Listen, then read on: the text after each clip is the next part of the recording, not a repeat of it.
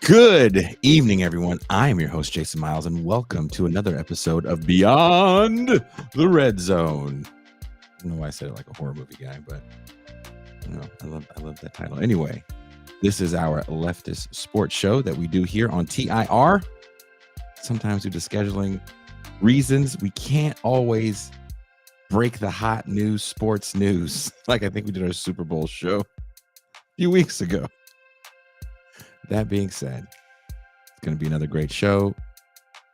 Mac has a very interesting topic that he wants to discuss. And I promise you, this is not going to be another 4.5 hour dick joke excursion. Okay? We're going to be very serious tonight. This is a serious show here on this very serious channel. All right? So I apologize for coming on late. My power went out right before we were supposed to start. All of a sudden, Mac and I are like, all right, let's get ready, get done, doing the pre-show talk. And all of a sudden, boom. Mexico said, not so fast. And then you know what else Mexico said? We coming for you, nigga. They did. They said that to me. Sometimes it's a little racist, but that's okay. It's okay. Please welcome maybe the most knowledgeable sports communist in the Southeast. I feel very confident saying that. And there's some sports communists in the Southeast that this man doesn't even know live in the Southeast. But I put him above some of these other people.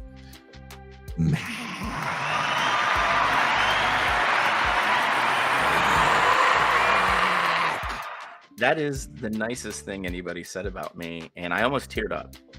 You know, I'm gonna write you who's in that region that you don't know, because I don't want to say it out loud. I'm down. But yeah, everybody. Okay, I did not know that. Yeah, big sports fan. Massive. The more I learn. Yeah, everybody. We want to apologize. I think it was Greg's girlfriend. Was it Greg? Was that his name?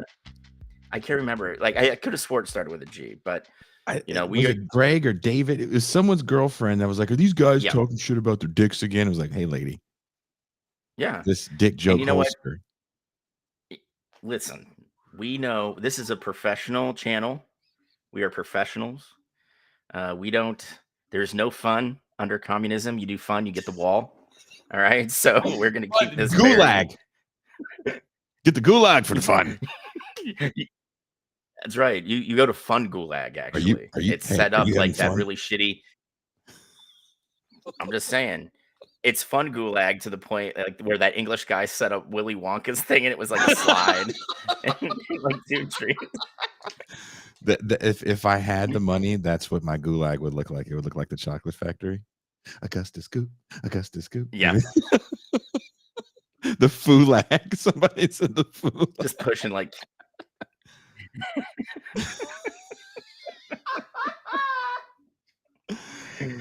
We got to go to Fulag now, Jason. We laugh. That's off we go. There's so many racist jokes I want to do for the Fulag, but I will keep my mouth shut. But I want to say one thing serious before we get into the Major League Baseball discussion. I saw a post by Ice Cube that I feel like actually might have been written by Ice Cube, and I'm sure people are going to say he didn't write that because you can't say those words. I think he actually wrote it. And basically, Ice Cube has offered a contract to Caitlyn Clark. Did you see that? I did. And you know what? I want anybody who says Ice Cube would never, he can't say that. Ice Cube has fuck you money, and he can say whatever he wants. He does have fuck you money. He's got fuck you money now. And the thing is, can you imagine him coming from like NWA, which like for me and you, like me hearing that, like as a pasty white dude, I was like, fuck yes. And they're running around talking about, yeah. Oh, dude, you were not kidding, especially in my neighborhood. Oh, people are like, oh, NWA. What's the N stand for? I'm like, I can't say that word. The first NWA record is like the scariest record. Like NWA comes to your house, you're like, dude, they're gonna steal my whole house. It's just but like, can you imagine like starting out, you got this group of amazing musicians, right? And they put out some records, and then they're like, all right, fuck this, we're gonna go do our own thing, right? And they're all successful on their own. All right. The only person that I could say out of that entire group that has more fuck you money than Ice Cube, and that's Dre. Oh, Dr. Dre. Right? He's doing some Scrooge McDuck shit in it right now. Oh, dude, you know he is. While But singing the theme song to DuckTales as he drinks yes, yeah. some They're like, Collusion. and he's got like a white butler too. You know, he's like, excuse me, doctor. Do you want the pool filled with coins? Nah, bitch, keep it with bills. You know, Bills and bitches. A new song. Jeeves, is the pool filled with 100 yet? No, sir. We're dealing with an issue now. Supply chain issues. Fill it up with euros, bitch. he literally could have euros at the deep end. Yeah. It's just like the shallow end is like really cheap currency. It's like pesos and shit. His hot tub's filled with British pounds, you know, like like he oh yeah, dude. But the Ice Cube offering Caitlyn Clark a contract to play in the Big 3 league. I don't know if she'll take it, but in his statement, he says, which I thought was really good, we should be ashamed of these women having to go play in leagues in places like Qatar and Russia. I think Brittany Griner has taught us all yes, he said that.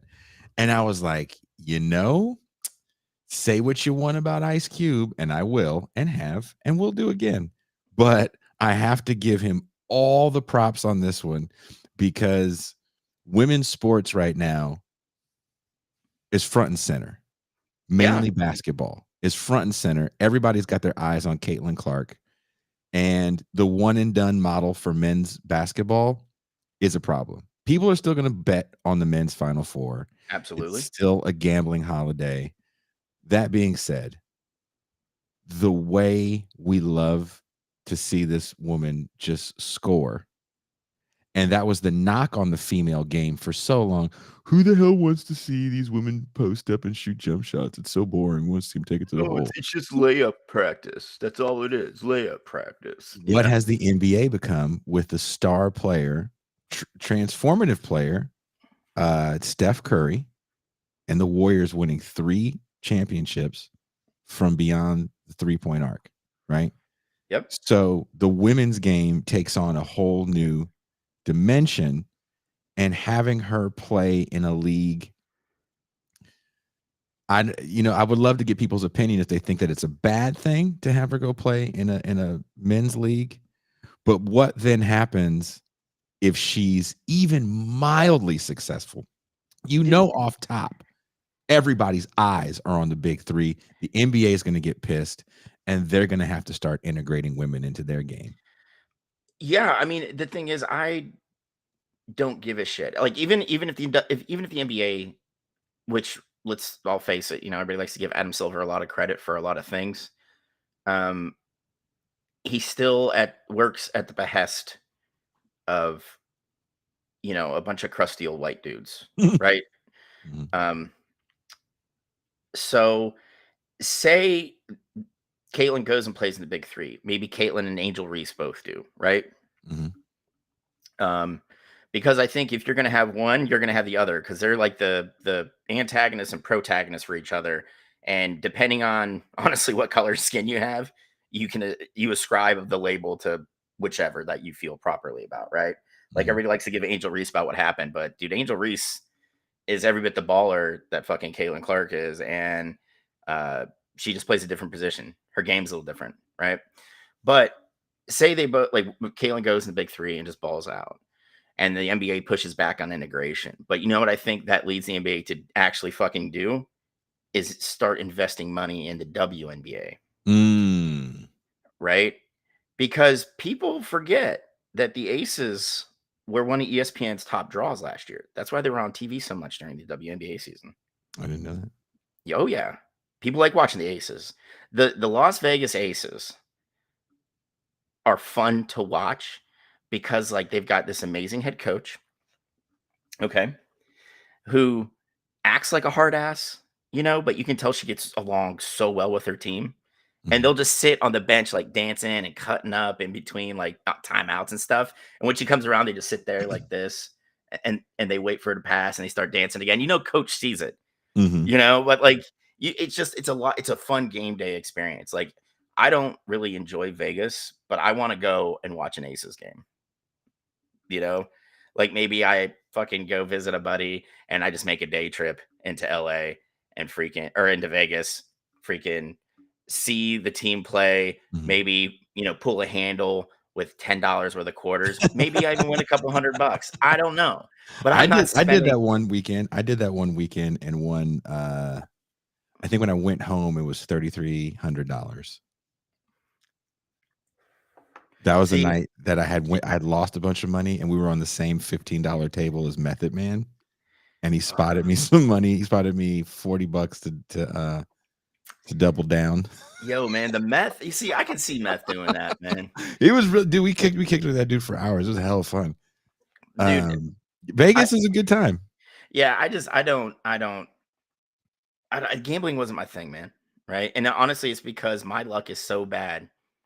If it was raining tits and ass, I'd get hit in the face with a dick. All right. And I'm not talking like standard dick. Coated raindrops. I'm getting hit in the face full on with like John Holmes's dong, So I was like gambling was never my thing, but yeah, man, I could actually see them like if I think that these players, these women, literally being the draw, like the women's tournament is averaging better ratings than the men's tournament right now, right? And the silver, yeah, Dick's flying early tonight, yeah. Sorry, Hope I apologize. Sorry, Hope I Smile 47.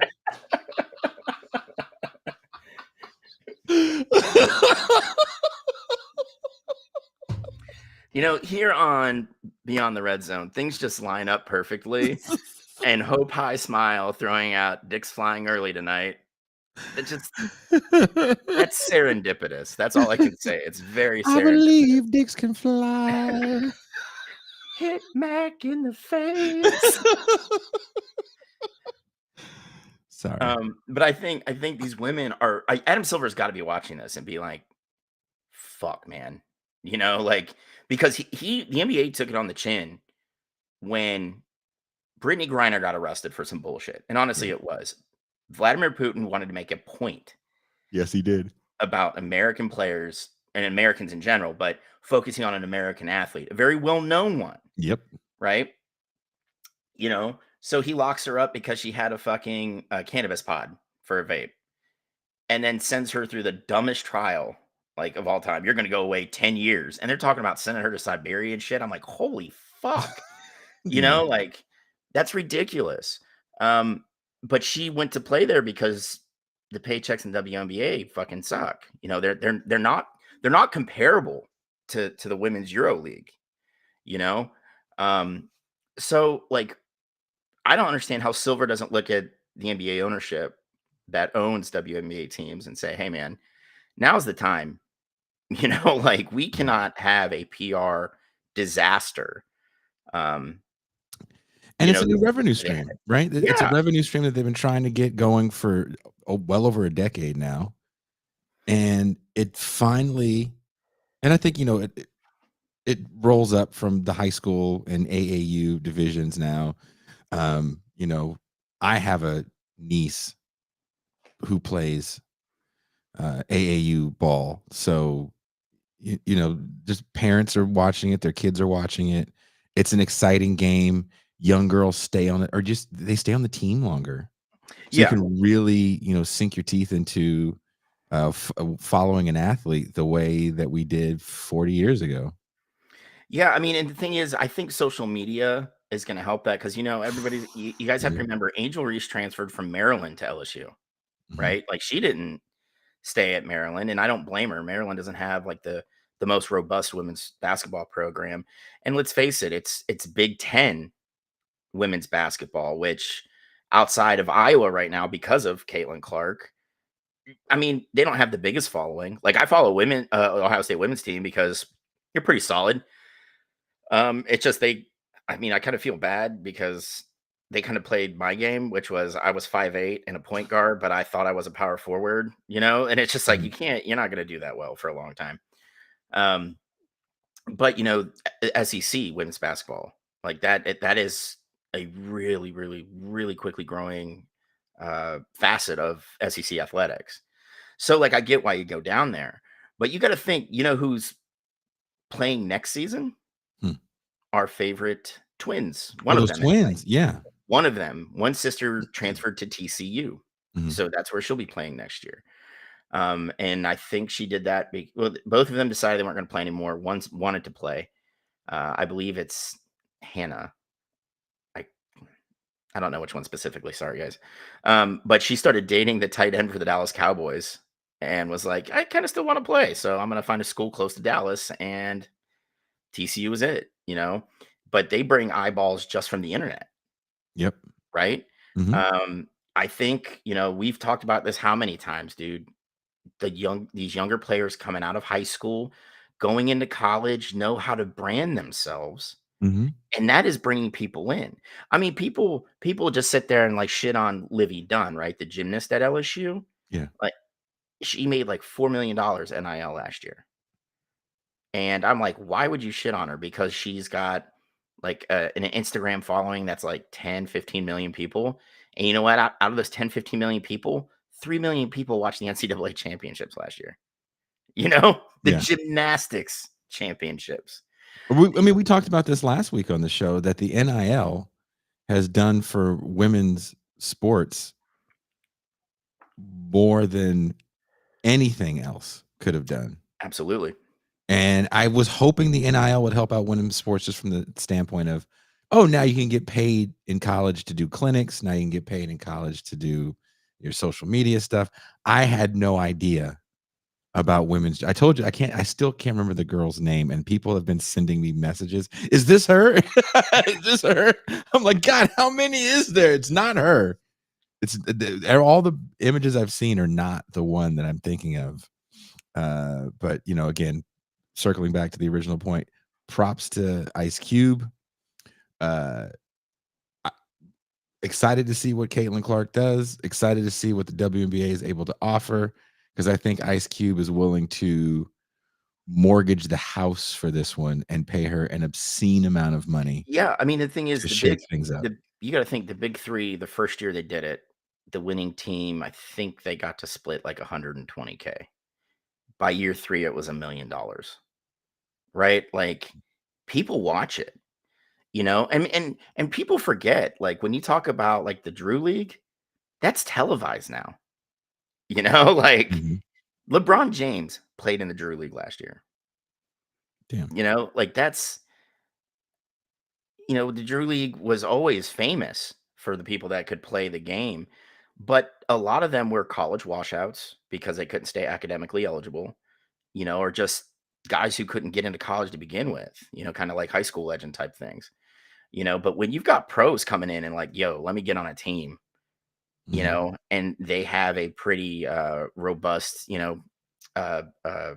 prize for the champs and stuff. I mean, that's good. I mean, I was never going to be good enough to play professionally. Like even if American football had pro teams in Europe, like when I graduated high school, I was not going to go make those squads. Like, I'm sorry, I'm not, like, it's just not going to happen, but, if these guys can go, these athletes can go places and play in leagues, maybe they're only a month long, maybe it's a whole season. If they can just go and make a living, I'm all for it, man. Fuck, dude. Yeah. If Caitlyn Clark, if the next time we see Ice Cube post on Twitter and he's literally driving a Brinks truck and he's just backing it up to Caitlyn Clark's driveway, he starts pushing money bags out of it, I'm all for it, man. I'm excited to see, God knows what that young lady is going to be up against. Yeah. I mean, let's face it. Most of the players in the big three are former NBA players, right? Yeah. I hope Steven Jackson's not suiting up the year she plays because I can already hear what the fuck he's gonna piss and moan about. Like that dude did nothing during his playing days but run down the WNBA. Like say, women basketball players could never be as good or as dominant or whatever the case, whatever. And just he was very anti-woman athlete. He and Matt Barnes have that little fucking, well, I shouldn't call it little. They got a big foot. Massive. Yeah. Yeah, it's massive because it's Matt Barnes and fucking Steven Jackson, two of the biggest Don't assholes. get me going on famous people in podcasts, but right? go ahead. Yeah. But it's two of the biggest assholes to ever fucking lace up sneakers, right? That's why it's a popular show. Yeah, right. And the thing is they played for so many teams. Like they're out of fucking 29 markets in the NBA, 30 markets in the NBA. Those two guys covered 22 of them, So like, they're like, oh man, I remember that guy. He was here for about 3 weeks before he got flipped to Atlanta right before the trade deadline. But yeah, Steven Jackson. Yeah, that's the fight guy, right? Everybody remembers the fight guy. Yeah, everybody remembers. Yeah, Alice in the Palace. Yeah. Yeah, and they know Matt Barnes from having his old lady run around on him and him. That is not where you want to be when Jesus comes, being a reality. I told you I saw Matt Barnes in a Wingstop when I was working DoorDash and DP Soakland, and all these young girls knew who he was. And it took me a while to realize who he was because he's tall. Yeah. And I'm like, oh, you're Matt Barnes. Like, how the fuck did and so when he left, I was like, how do you know him? Like, oh, he's on that show. Was it Love and No, it was Love and Basketball or yeah, it was. Yeah, I believe it was Love and Basketball. I'm fucking a famous dude. I know I think that's the premise of the show. Yeah. And I'm telling you, I was getting ready to ask, was he door dashing with you? Because I mean, his ex-wife fucking took him to the cleaners, man. Was he door dashing with you? Made her pick up an order for Steven. Hey, you got Steven's order yet? No, he was getting. I mean, look, he was getting food at Wingstop. I mean, there's a lot of nice places in downtown Oakland and Lake Merritt he could have been at, but he was like, these niggas want Wingstop. And he's like the asshole. Like, he's the asshole that gets like 30 different orders just so he gets one of each sauce, And it's just like, come the fuck on, man. It was a larger order. Yeah. Can I just get my goddamn buffalo wings? Sir, you're going to have to wait until after Mr. Barnes. I'm going to be here. You know who else I saw randomly in a place that you wouldn't think he'd be at?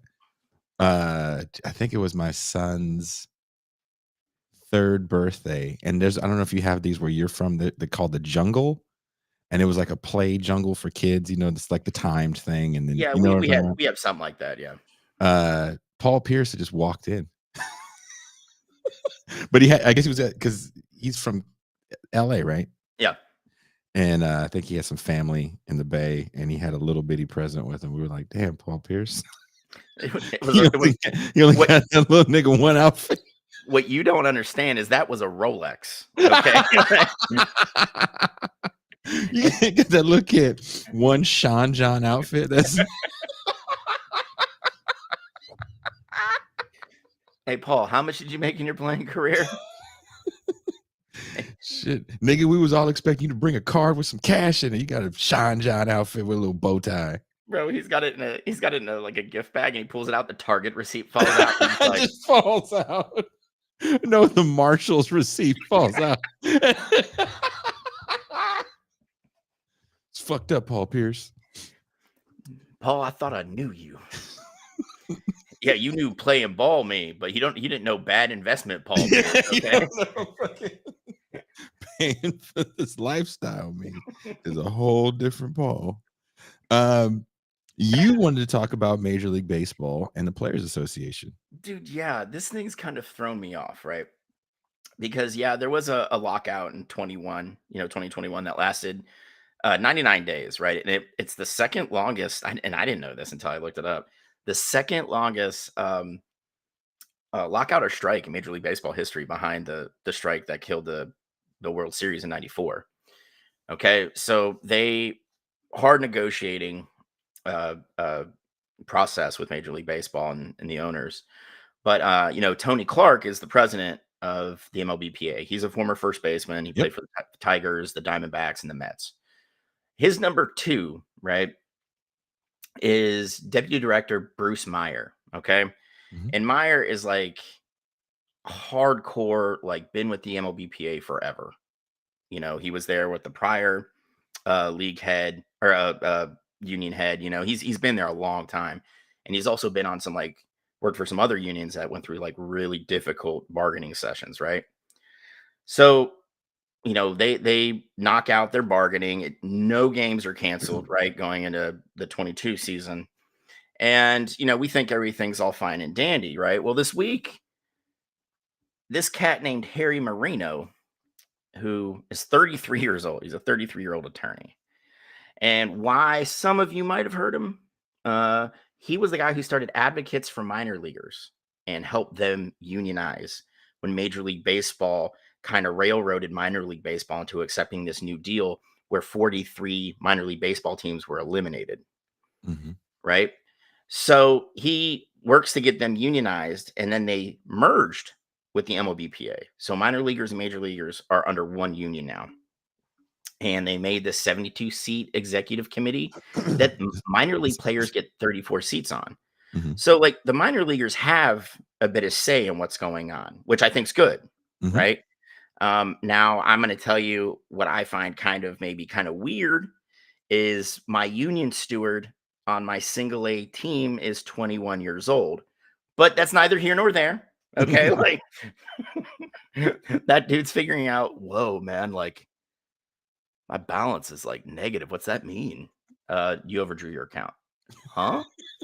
Oh, fuck. Yeah, I got to go to this union vote, man. Hold on. I'll be right back. Bro.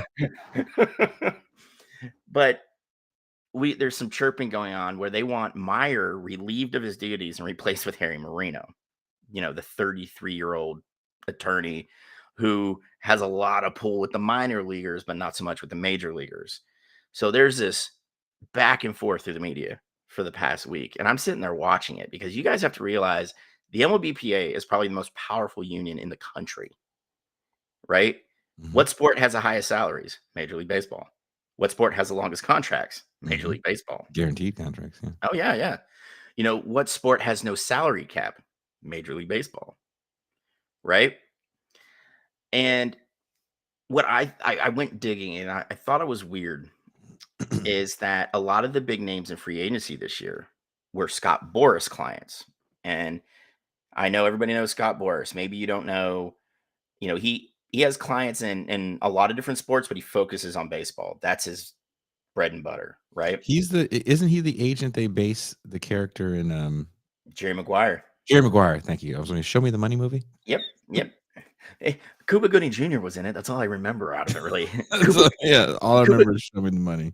Cuba Gooding and that Scientologist. I forgot his name. Something about a cruise. Yeah.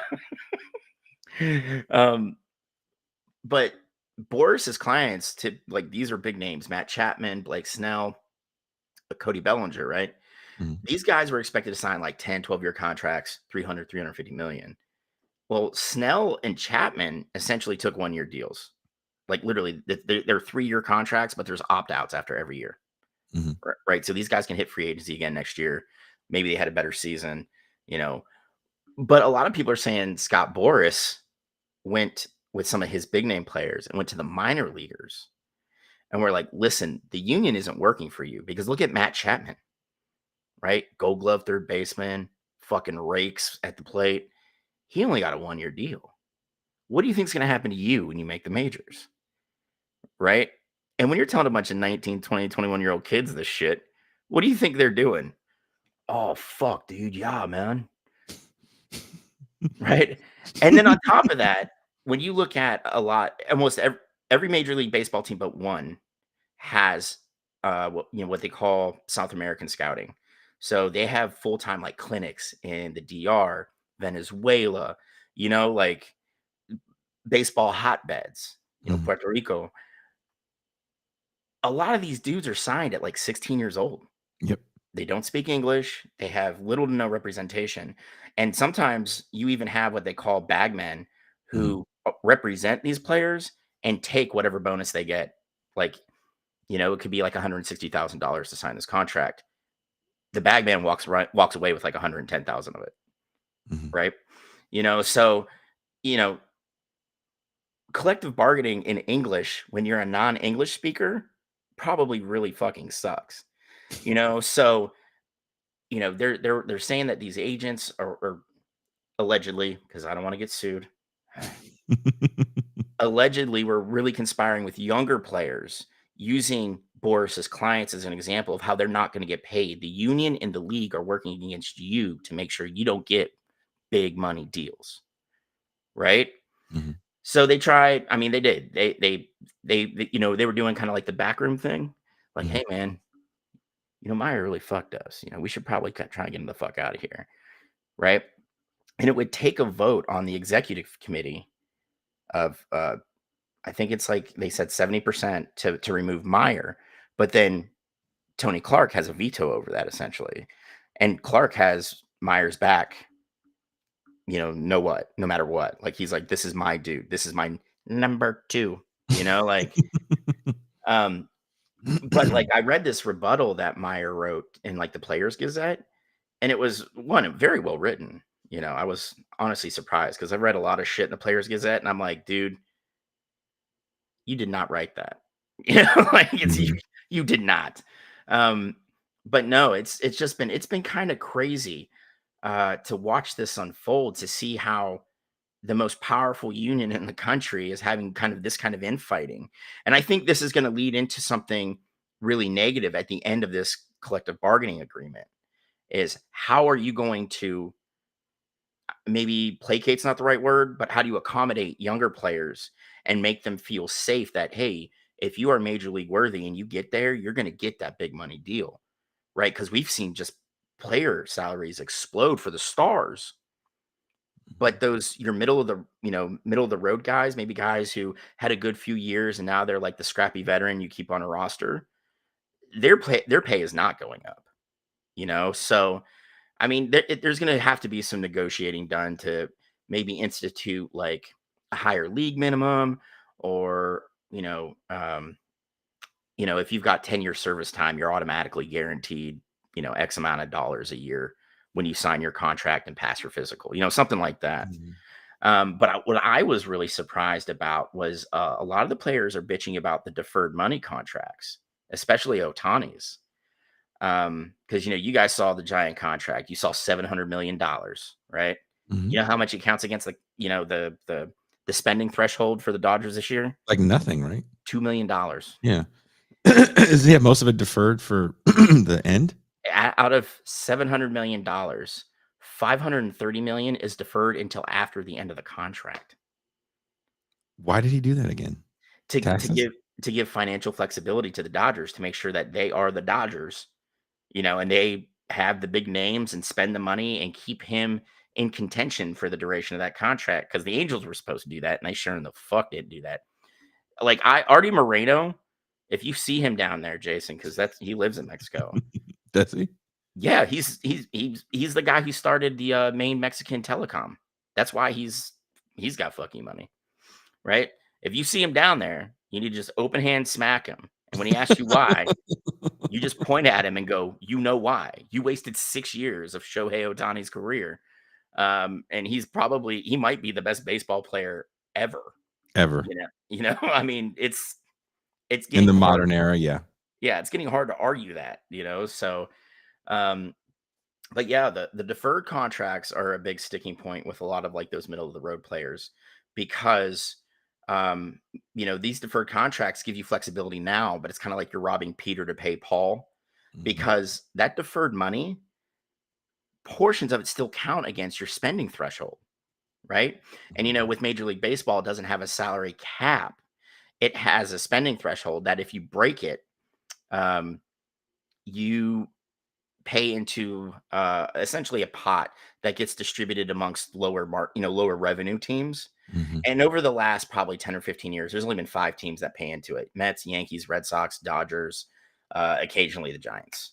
Like, um, so, I think, during the last work stoppage, that was actually being discussed quite a bit, was we need to institute a salary cap as well as a salary floor like the NHL has, because they don't want teams like the A's, The Orioles, before they started developing talent and kind of signing them to contracts. The Guardians right now, payroll only went up $1 million from last year, and they did fuck all in free agency.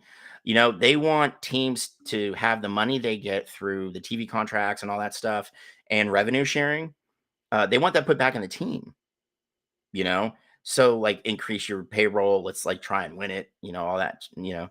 But like I think that is going to be another sticking point again after this collective bargaining agreement, which still has, I believe, 5 more years on it. So like, dude, it's like just because I, you know, am a nerd about the business side of this and I am very pro union, I just thought this was nuts, that this was wild, that the one of the largest and most and arguably the most powerful union in the country are publicly fighting like this against each other for a 33-year-old dude who has no association with baseball other than him saying, you know what, minor league players are getting fucked, and they still are, really. You know, and starting an organization that helped them unionize. Like, other than that, he's just like kind of broing out with some of these guys, and they're like, yeah, man, you should be the number 2 in the MLBPA. And he's like, wait a minute. You know, like I thought it was fucking nuts, man. And just reading like some of the back and forth, and you know, like I pay for The Athletic because there are amazing sports journalists, you know, on that site. So I don't mind burning $8 a month for something that I read quite a bit. You know, just the things they're writing. It was kind of nuts. You know, so do you think the end goal is to break the power of the union? I think the league wants that. I think the owners are tired of paying out 12-year contracts, you know, like you said, fully guaranteed, in the hundreds of millions of dollars, you know. But the thing is, when you talk about like those short deals for the big names and they signed very late in free agency, like Blake Snell just signed last week, you know, and we're getting ready to start the season. Like, well, the season officially already started. The Dodgers and Padres played in Korea, like did a 3-game set there, which was pretty cool.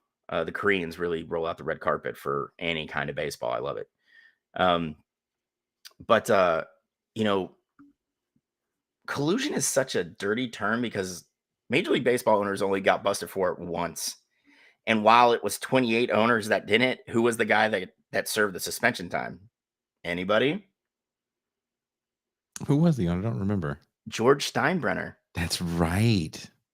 It was the Dave Winfield contract. He was the only guy, the only owner that got like that did time, you know, fucking suspended for it. Even though the 27 other owners totally did it. The 27 other owners were found guilty of it in arbitration. And Steinbrenner was the guy who was kind of like, I'll just fucking fall on this grenade. God damn it. You know, he's like, the 2 years I'm suspended, I better not see one long hair on not one. And how have those, I guess a better question is, how have those long contracts turned out? Who, you know, I think A-Rod was the first one I can remember. Yeah, he had one that was 8. But I would say for the modern contracts, Jeter like had one too, didn't he? No, he actually signed shorter ones at the end because he just wasn't sure if he was going to keep playing. I'd say Albert Pujols is the cautionary tale. Coming out of the Cardinals, he had a couple good years with the Los Angeles Angels of Anaheim at the time, which dumb as shit. So the worst name ever. Yeah, it really is. Orange County. Yeah, why didn't you just call them the OC Angels? California Angels, I loved. Oh, dude, that was rad. I love the Wally Joyner, Joyner card. Remember that, the Wally Joyner rated rookie, which is the backdrop of this show, by the way. That's right. But that's a cautionary tale because Pujols, you know, he didn't live up to that contract, man. He did not. You know, I see Canseco there too. Canseco rated rookie next to a Pete Rose. There's a Don. Oh, that's a Mike Schmidt, Don Mattingly. Keith Hernandez. You can't see it, but I am covering up Will Clark, who was my favorite Giant. Will the Thrill, yeah. I think that's David Cohn right here in the corner. Barry Larkin on the bottom. Oh yeah, there you go, Barry Larkin. Nolan Ryan's right here. This looks like not Tom Glavine. Who's the other guy that's really good? Pitcher. That from the Braves. Yeah, that was Maddox. Greg Maddux. Yep. I mean, Cubs, Braves. Who was the team he played for the longest? The Braves? He played the longest with the Braves, but it went Cubs, Braves, Cubs, Dodgers is who he ended his career with. Yeah.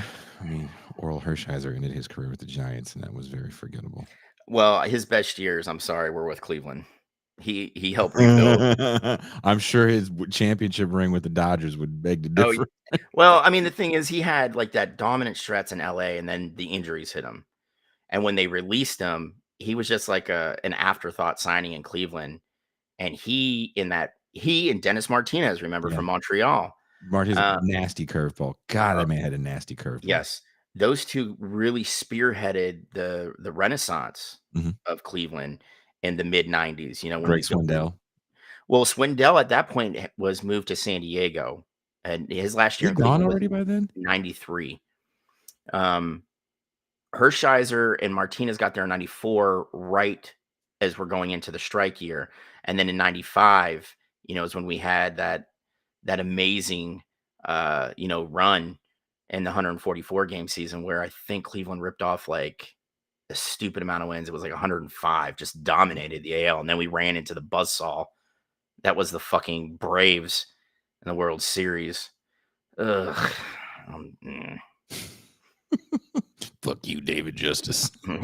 Yeah. You know what pisses me off most?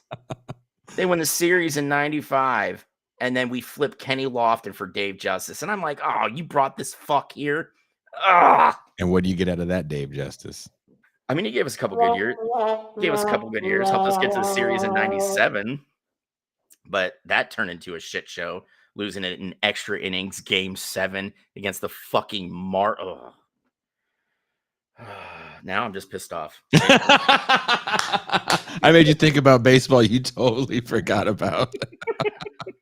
By the way, this backdrop is my favorite set of baseball cards. It is the most worthless set of baseball cards. But if anyone has this complete set, I will, and you don't want it because you know it's worthless. I want it because for me, this is the most magical set of baseball cards. This and the same year Topps did football cards, the Jerry Rice rookie year.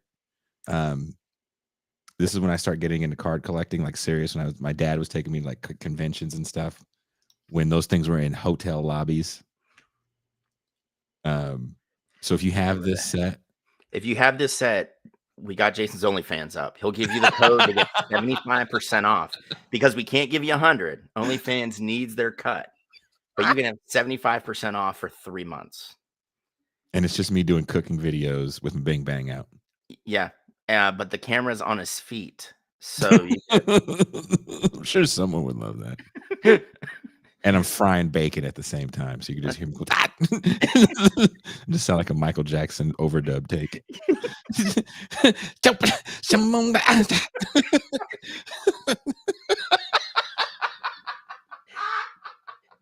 We just put up like a little infographic before the next video for safety reasons.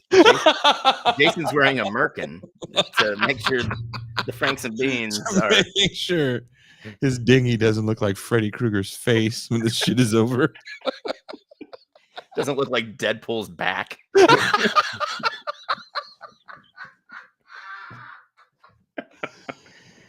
And Dr. Claw, you're right. The Marlins won 2 bullshit World Series. It makes me very angry. Yeah, they do. Yeah. Oh, you know who's probably more pissed off though? The fucking Rockies fans that have been there since the beginning, came in the same year, and they haven't done dick. Nothing. Nothing from nothing leaves nothing. Mm-hmm. It's the fucking truth, man. And honestly, there probably isn't a more worse run organization than the Rockies, except maybe like the Columbus Blue Jackets. That's a pretty poorly run organization too. I feel like the Raiders want to tell you to hold their beer. I think right now the A's want to tell all of them to hold their beer. Fuck you, motherfucker. Hold my wine cooler. I got a story to tell you.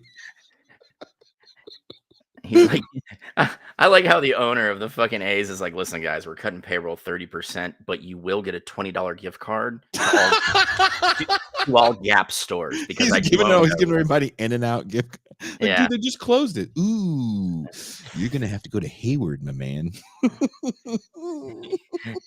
Gives them a Bay Area Metro pass with $3 on it, you know? A BART ticket with only $20. Dude, to ride public transportation to Bay is a lot more expensive when I was back in my day.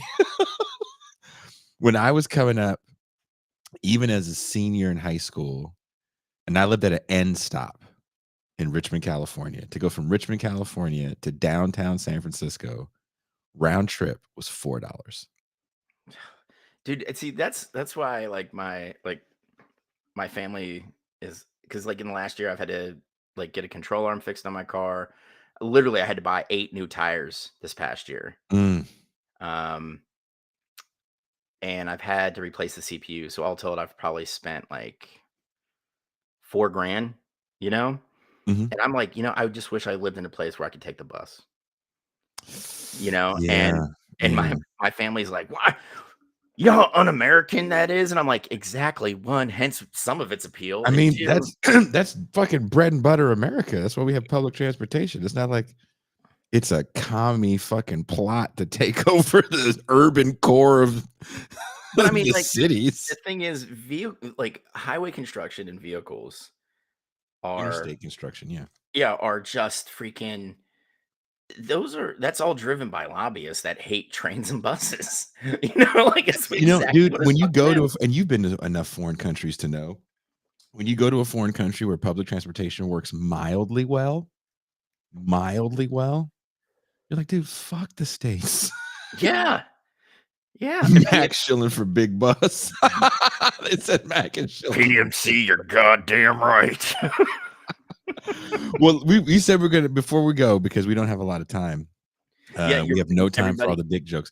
Who your was the boy. dude whose girlfriend was giving us shit last time? I Yeah, really who? hope she's watching. Last episode, guys. Who was it that he's like, yeah, I'm sitting in bed with my girlfriend, and she's like, are they really been going on for 4 hours talking about dicks and farts? Like, who was it? I thought it was Greg. Like, I don't remember the name, man. It was someone that I don't recognize. yeah, yeah. But like, I just like it kills me that we just don't deal with infrastructure in this country. And when like you get international grades on infrastructure, like the highest one we had were like D's, like across the board. You And saw F's. the bridge fucking Oh my oops. god, yeah. That's And fucking horrible. And there was a front page article in one of the Bay Area papers that was like, now the Bay Area bridges are under the microscope. It's like that's not a good microscope to be under, guys. yeah, yeah, it's fucking ridiculous, man. But yeah, your boy's got a job interview, guys, so we can't do 4 hours of dick and fart jokes tonight. That's Do you see this? The dicks and farts is why I'm a patron. You know what? Thank you very much, Dizzle. Thank you. All right. I tell you what, Dizzle, next time, Jason and I will line it up so we can like do like a real like hard hitting sports show for an hour, and then we'll go into the champagne room for 3 fucking hours and just make asses out of ourselves. We need to do that on this show. We don't do it on this show. We give it away for free. Yeah, and we do. I'm tired of feeling like, I don't want to say on the free show. That's right. Jason and I need to get paid, bitches. What was one of those little like in between lyrics pieces with ODB? Baby, I like it raw. No, that was one of them. That was one of them. I do not. It's like you better give Dirty his money. That's right. We want our money. Okay? Dude. So prostitution is like legal here, right? Yeah. So one thing that happens here more than the States is that you can get in trouble at your job for like how can I put this? You know how you have a job sometimes where money may be involved, and if you do something like fucked up, like maybe you credited money to the wrong account, if you work, depending on what you do, you're taking that kind of exchange, your boss will take that out of your paycheck. That's a very common thing here. Oof. Yeah. there's no like, oh, there's an oopsie. It's like, oh no, that shit's coming on your check. And so I went somewhere, I won't say, and I was talking to someone I deal with at this place, and they were telling me about a mistake they had made. They put the wrong name, and everything was effed up, and there's no way they can redo it. And they were like, this is the older woman, and she was like, I don't know what I'm going to have to do. Maybe I should just quit, and they can take it out of my final check. And I was like, what are you going to do for a job? And kind of jokingly, she goes, I don't know. Maybe I'll just go be a prostitute. And I was like, is that really what you want to do? And then she kind of, I think she thought I was going to laugh. And I'm just like, serious face. I was like, is that really what you want to do? She goes, well, now you made me feel kind of bad about it. I don't know. Maybe you can be my first client. I was like, is that really what you want, lady? Because that can happen, but I don't know if that's what you want. Because I'll come and exchange money for services, but you know what you're doing? Paint my house. Yeah, that is not where you want to be. I'm missing a few shingles on the roof. Yeah, I'm just like, you got a nice tool set, baby. It's like, that is really not. my bathroom sink has a big S curve in the piping. I need that clog cleared. Like, I don't know if that's what you want, ma'am. She goes, well, now you just maybe rethink the whole thing. I was like, yeah, I think everything will be okay. Yeah, I think it'll be all right. But that was that's the real fucked up part about out here. Like, there's no labor rights whatsoever.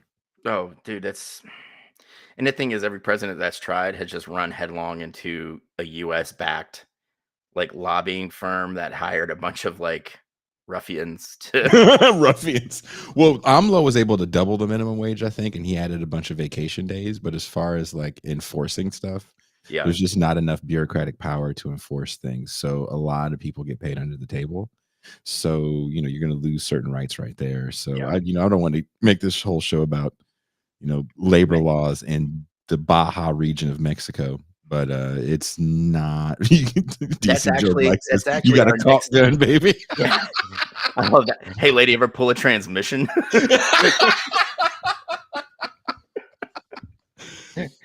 I'm gonna come down there visit, and you'll be like, Mac, I'm trying to get my car fixed. Be like, bet I'll be back in 2 hours, and I come like fucking just leading 3 women with like tools and shit, dirt smudged faces, and fucking. Mr. We just want to suck a dick. It's just nah, man. He needs his exhaust fixed. That's not what I paid for.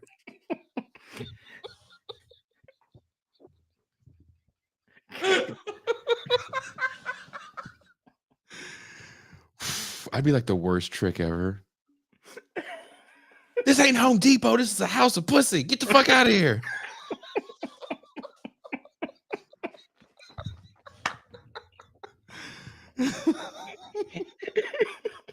House of pussy. What makes it weird is I'm just walking around naked asking them to do the things. You want this? Yeah. All of this? Guy's like, oh, I don't know. But you get this weird dude around the corner like, yeah, baby, let's do this. Ever been with a dude named Cletus? Oh. Why do you have all these women leaving your house? I was like, oh, someone's got to fix that foundation. Yeah. Newer Yanks is still frying bacon. How much would you give me to fry a whole bunch of bacon totally naked on camera? I put 10 in. And stream it. You put $10 in? Yeah, hell yeah, man. Hey, if we get 10 people putting $10 in, that's $100. I get paid on Friday, bro. Oh, I'd so do that. I would so. Guys, you just see Jason like he's got tongs and he's trying to lay it in there, just like. Ah! Ah!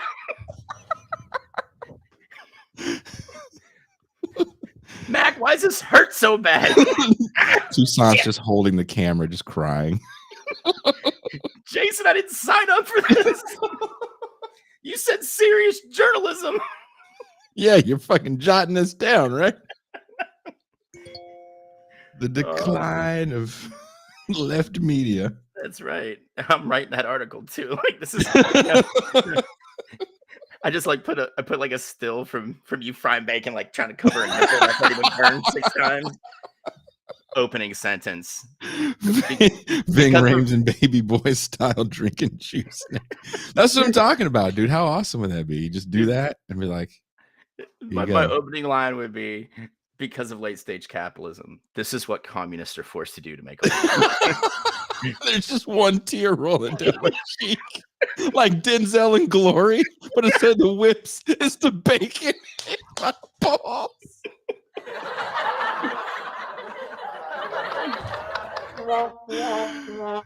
Oh shit! Where's that dude's girlfriend? So I hope we can make her again. Well, since you live in Mexico, you can say, "I'm Jason Myles, and this is El Burro." You just get like, we see you dip into a trash can, it gets hit by like a car with 3 wheels. You know.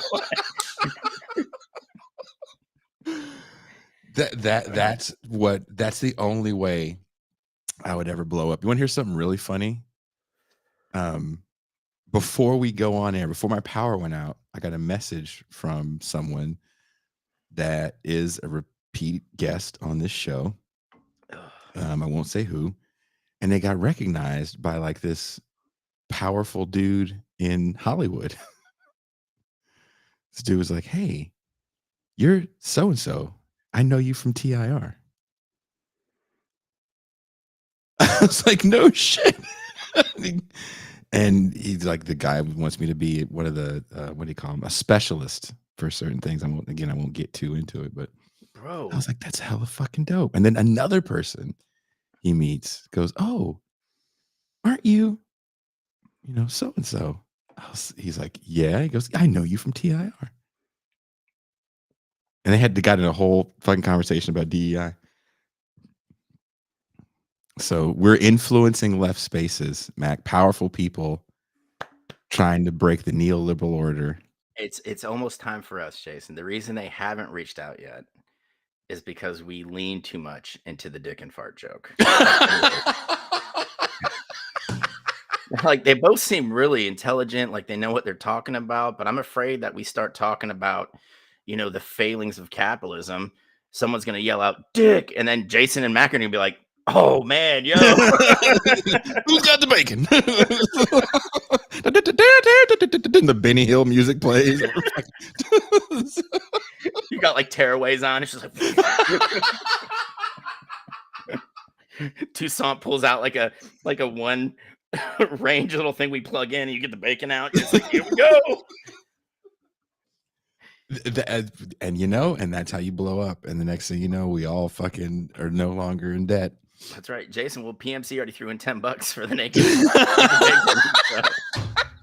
When I tell Toussaint that we have to figure out how to do that, she's gonna be like, "Oh my god!" I can hear when she gets frustrated with me. The New York accent gets really bad. Oh, Mercutio pulled it out. It's Joey's girlfriend that we were giving a hard time to. Is Joey watching right now? I don't think he is. Okay. A cab cooking show. Cock and balls.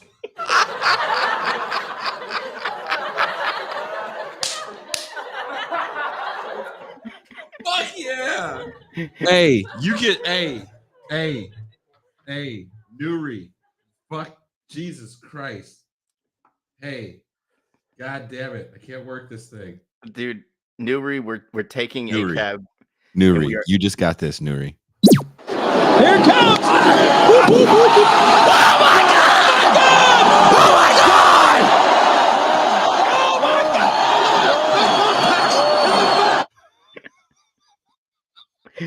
Oh man. That is there's no comment for the rest of the week. Nope. That's going to be better than that one. Jason, we are going to change the meaning of ACAB. There's going to be very upset people. But when we start launching your nude cooking show, we're just going to call it ACAB. All cock and balls. All cock and balls. ACAB with Jason Myles. I'm like doing all this extra little cutesy shit for the show. And, we're doing the music series, and I promised I was going to make a playlist of all these. Dude, that playlist is rad as fuck. That playlist is also bipolar as hell. Hey, you're talking to a dude who's on like 4 different medications and is in therapy twice a week. I get it. I get it. So it speaks to you. Yeah. You know, There's I'd like rather no 2 genres in a row. I don't think there's any 2 genres in a row. dude, it's I'm looking forward to listening to it because this whole week, like this time of year, like my mental health just takes like a nosedive. I don't know what it is. It's just like clockwork. It's like so I've just been listening to Miles Davis for like 10 days straight. Ooh. And that is not good for your mental Really? health. That's my Saturday. I have 2 things on the weekends that I always go to. It's either Miles Davis, Bitches Brew era, Yeah. or Patsy Cline. Yeah. I don't do a lot of Patsy Cline, I'm not gonna lie. But like Miles Davis, like if you get into some of his later stuff, it's just very dark, you Yeah. know, and like I said, my mental health is just like I'm spiraling, you know what I mean? Like I'm doing all the things I can to not spiral, you know, like I'm getting up, I'm running, I'm going to the gym, I'm reading more, you know, like I just busted into Notes of a Native Son by James Baldwin, which Oh, okay. You know, when you're done with that, let me know. Send me a message. Let me know what you thought of that. I will. Did you ever check out Erasure? Not yet. I have a list of books literally on a note on my desktop that you've given me, and it's like Okay. 12 deep at this point. I gotta So give you. I'm reading some books right now. Actually, another reason why we have to end early tonight is because I do have to finish a book for the show tomorrow, and then I have another book for Tuesday that I have to read. I think I told you guys on the show we get hit up now by publicists. see, Um, that's great. When I was doing You Don't Know History, I had a couple professors that had just finished their books and signed mhm, their publishing deal. That would be like, "Hey, man, I can give you like a promotional copy, mhm. and then why don't you read it and let me come on?" And I was like, "Fucking bet." You know, like absolutely. Like I need a guest this week. You know, so that'd be Oh, great. dude. Well, we have some like major publishing houses like Simon and Schuster, like the big publishing houses. So it's not just it's not an academic press. Yeah. So we've had, I mean, people sometimes don't like the shows because they can be a little more liberal with the guests, but um, I like a well-rounded show where you can take the conversation into different ways. And if I have a more liberal guest, which we won't be having tomorrow, it's definitely a Marxist take on the fall and rise of the finance industry. I think you're really going to dig that book. I am really gonna dig that show I think because you guys are gonna dig that show quite a bit. And bec- then because next week last year we have one of the people that wrote a book about Julian Assange coming on Tuesday, and then there's another book about kind of the fall of journalism coming on Thursday. So Jesus Christ, you just got hot button topics I all got this a week, lot. I'm man. knee deep. Well, you know, when you get hit up and you're like, I take it all on. That You will on OnlyFans when Jason makes you a Caesar salad while wearing nothing but the bright neon green bathing suit from Borat. Naturally, one testicle will be hanging out the side. Okay, That's we have almost as bad as coming on my chest. Got to get off on my chest. that's right. But before we go, there's one thing I want to talk about that isn't the NFL, and I want to get your take on this. Let's go. I watched maybe my favorite Stallone, Frank Stallone. He followed me for 5 minutes on Instagram. About 5. Well, because I literally enjoy watching his film Terror in Beverly Hills. The scene where everyone dies in Terror in Beverly Hills is the funniest scene I've ever seen in my life. If you heard someone shooting an Uzi in a very small boutique, would you peek your head out of the dressing room? Hey, what's happening out there? No. No. You have to watch Terror in Beverly Hills. Anyway, Ugh, it Frank sounds Stallone. horrible, but I'm gonna watch it. I'm look, okay. Okay. You get yourself a 6-pack of White Claws Ooh. I'll just buy 6 of the tall boys. I really enjoy those. and you sit back and get ready to laugh so incredibly hard at not just the overt racism of the movie. Oh, shocker. Frank Stallone was in it. It's Cold War. It's 88. Oh, man. And it's, it's terrorists. Mm-hmm. And they're going to kidnap the president's daughter. Naturally. And for some reason, she's just shopping in Beverly Hills. Oh. And they come in and they just start like shooting up everything in this department store. And Frank Stallone has to save the day. And he's like a karate and weapons expert. So he read the back of a G.I. Joe packet, the old bio they used to have on the back. Oh, dude. And he's trying to, it's karate, like, hey, karate your brother. Remember that movie Bowfinger? Yes. It's real life Bowfinger. It's like some real life Bowfinger shit. Oh, man. But anyway, Frank Stallone at the final scene when he's going to go take out the terrorists have kidnapped his family. So they're like, we're going to kill your family if you try to kill the terrorist guy. And so he's like scared to do it, but he has to do it. And they give him this rope. And the rope is all wound up. He takes the rope, he puts it on his shoulder. And then he goes to fight the terrorist. He never uses the rope. It stays just on his shoulder the whole time. And I'm like, what did you take it for? It's like Boondock Saints when they reach into the bag. It's like, rope? You got your big knife. Oh, keep your fucking rope, Mac, can you answer this question? Was I ever in proximity to Jason Myles and ate a meal containing inexplicable racism? Mercutio, the sad fact is I haven't made it down to Mexico yet. And every time Jason's on the East Coast, I'm slumming away, wishing I was at the show, that Marcus will come back and be like, Mac, it was fucking rad. I'll be real close to you June 8th. I'll be in DC. Oh, June 8th. What am I doing? I'm doing fuck all in June. And that's right. I'll get you a train ticket. Bro. Yeah, I'll be there. My son's birthday's the 6th, and we're doing this party on the 4th. So if you can do it, let me know. It's us. It's me and Pascal, Adolph Reed. I think Varn is going to be there. Derek Varn is going to be there, and some other people. You guys will see me like they're taking a picture. My head's just in the corner, like. It's going to be at Bus Boys and Poets, June 8th. I don't have all of the details, but we're still waiting for some people to confirm. That's why we haven't put a flyer up. Okay. Inexplicable raisins sounds like a weird. I enjoy raisins, Mac, and apparently you're not supposed to like raisins. I like carrot raisin salad. Oh. Jason, don't take this the wrong way. That's the whitest thing you've ever said to me. Just the whitest. Like, so white, you had 3 kids. Their names all end in Lee, and you spell it different for each one. And my daughter wore Ugg boots at 8. No. They all have Stanley cups as well. Lynn, Braden, Jade, Lynn. No. All my kids' names have a J in it, though. See, I respect that. That's all right. But raisin and carrots, dude? Yeah, it's very delicious. And if you really want to spice it up, you throw some pineapples in there as well. What the fuck?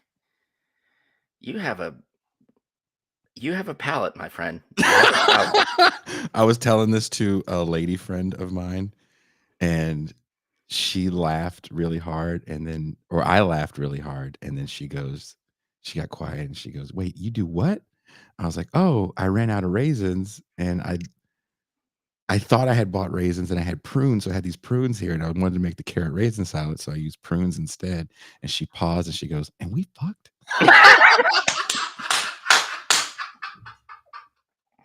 I let you put multiple parts of your body in me? Dude, I fucking threw the phone down. I started cracking up so fucking hard. Oh my God. Oh, dude, I felt that burn. I wasn't even involved in this. Like the fuck, man. That was the best mean thing. And the way she said it too, she like paused. Oh, you got the dramatic pause. Oh yeah. She was like, and she goes, and we fucked. I was like, ooh. And she did like the quiet, like and we fucked. Yeah. Like I fucked a raisin guy. That's when you know there's 6 like question marks at the end of the sentence. You're just like, God. Like I never thought. Like, can you imagine? All right, chat. This is what we're gonna do. We're gonna figure it out. You guys know where to find me on Twitter and Blue Sky. We're gonna link up. We're gonna put in, and we're gonna get Jason a shirt that said "I fucked the raisin guy," and he's gonna give it to this woman. Oh, that would be. Oh, we won't get into that, but yeah. Hey, Raisin King. Raisin King. You know why else they fucking tease me, Mac? In the champagne room, I admitted this, and I'll admit this on a regular show. And apparently, this is not normal. I thought this was totally normal. There's a raisin brand they sell here in Mexico. I'll show you the box. I'm going to show you the box. I'm not gonna lie, Chad. I'm really excited to see this version of Raisin Bran.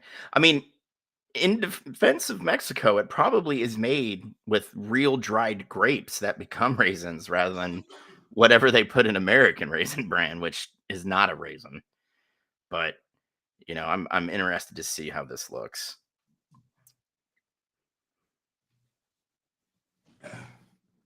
Okay, here it comes. Are you ready? Yep. Mm-hmm. So it's different than the States. So this is the box. Oh, okay. Multi-brand. So pasas is raisins, right? Okay. I add extra raisins in here. You fucking weirdo. I was backing up Mexico saying there probably are dried grapes that turn into raisins in that cereal, like there is not here in the United States. But this is like my favorite, dude. This is my favorite, and it's not enough. When I put the spoon in, there has to be a good ratio of raisins to bran. Mercutio, we must have this raisin discourse in the harsh light of the day. A raisin in the sun, if you will.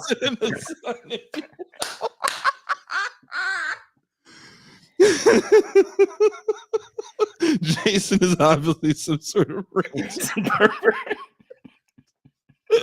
Okay, so we get the I fucked the raisin guy, his lady friend, but we get raisin pervert shirt for Jason. This is a quality cereal. They have a decent amount of raisins, but come on, man. I'm telling you right now, stop showing the box. They're not paying you. They're not paying you. Now, if someone like directs this to the Raisin Brand company in Mexico and they're like, fuck yeah, we need Jason Myles to be a pitch man, and you just hold the box the entire time next show, I am all for it. Make some money, dude. See, Sean Moon knows brand to raisin ratio on the spoon. Stop it. Eric, and I'll tell you why this is so weird. Middle Easterners add raisins and nuts to rice, which I think complements it. And on top of that, you're not getting like the dark raisin. You're getting like the green. You're getting the green like dried grape raisin, which has a different flavor. It's more sour. And then you put the seasoning in the rice. It's Middle Eastern food's amazing. But Jason, the raisin pervert, okay, dumping extra raisins into his Raisin Bran, which we all know why he's eating it. It's not love of raisins. It's to keep him regular. No, it is because I love raisins. You fucking weirdo.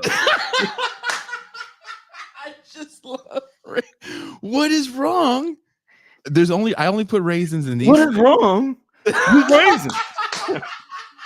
I turn into Jerry Seinfeld whenever I eat too many raisins. When he's talking raisins, Jason he becomes. What the hell is wrong with raisins? Elaine. The joke was that I'm actually the person that goes to white people's picnics and fucks up their potatoes. Jason goes to the white people picnic. He's like, raisins in the mac and cheese. Ooh, bitch. I'm just like, I'm hiding.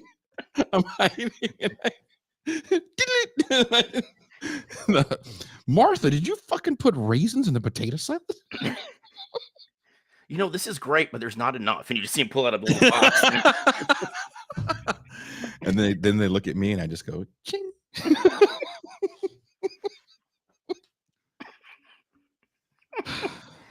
Look, dude. Jason, raisin above the negativity.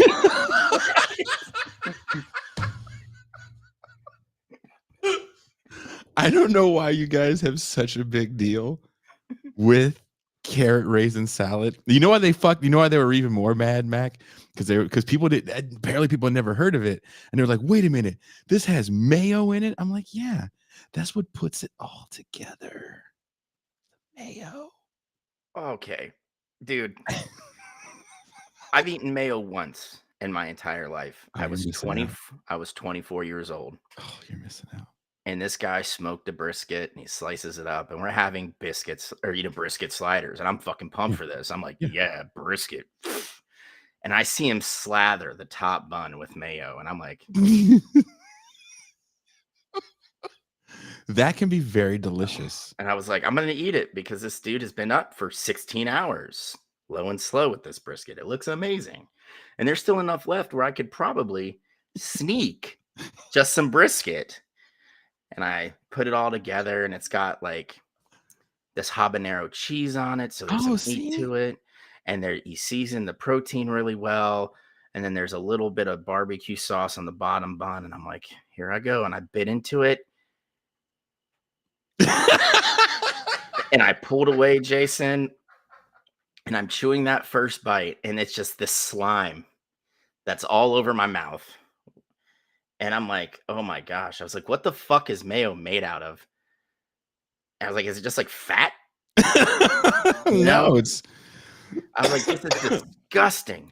So whenever people are like, do you want mayo on your burger? I'm like, fucking say that again. I will fight you right now. Yes, I detest mayo. I detest ranch.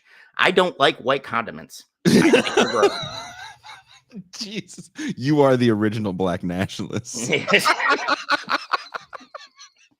No, my brother, I will not have ranch with them chicken strips. You got any honey mustard? Mac X. That's all you got to comment from now on. Mac X. Mac X. Again and again, the white man wants to bamboozle you with his ranch and white condiments. I'm going to show up with glasses and a suit on next time, Jason. I want the sweet and sour sauce. I want the barbecue sauce. But the white man tries to molest your taste buds with his delicious ranch dressing. Not given to you by a big booty white woman. Oh, brother Malcolm, you're speaking my language. Okay, Jason, I'm gonna now this nigga pops up every time I say big booty white woman. I'm not even kidding, Jason. I got Procreate. And I started drawing. And when I finish it, I'm gonna send it to you. I'm gonna leave it up to you if you want to show everybody.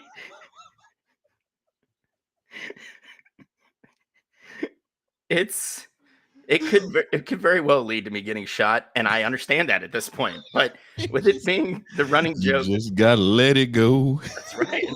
Let it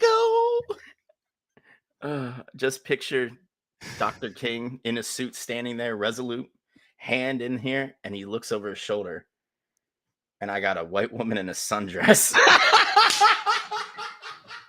handing something into a stroller, and her ass is just out. I would make that the TIR avatar on all social media. Well, I'm working on it. You dude, look. What do they call me? Watch out for the white man spy, Jason Myles with his white mayo and raisins.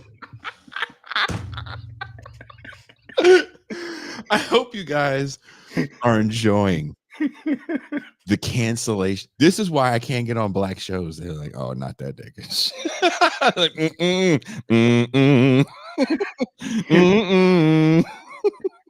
It's funny. They're like, yo, man, Jay Smiles, like, you check out that last video, dude, fucking rad, right? And they're like, did you watch that sports show he does? And the guy's like, nah, bro, raisins. What? He does a whole thing where MLK is fucking white. Oh my god! I made a thumbnail, and I was really so you can tell if I'm really tired and mildly depressed by the ridiculousness of the thumbnail for the show. And now I have no supervision whatsoever. There's no oversight. And so the thumbnail is Jesse Jackson leaning in and talking to, why did I forget his name? That started the Black Panthers with Huey Newton. Bobby Seale. Bobby Seale. He's leaning in talking to Bobby Seale. And I put a speech bubble over him. And he's saying, hey, don't look now. But see that big booty black chick with the big fro and the dashiki? She just winked at me. And then Bobby Seale's thought bubble says, I can't take you civil rights Negroes nowhere. Oh my God.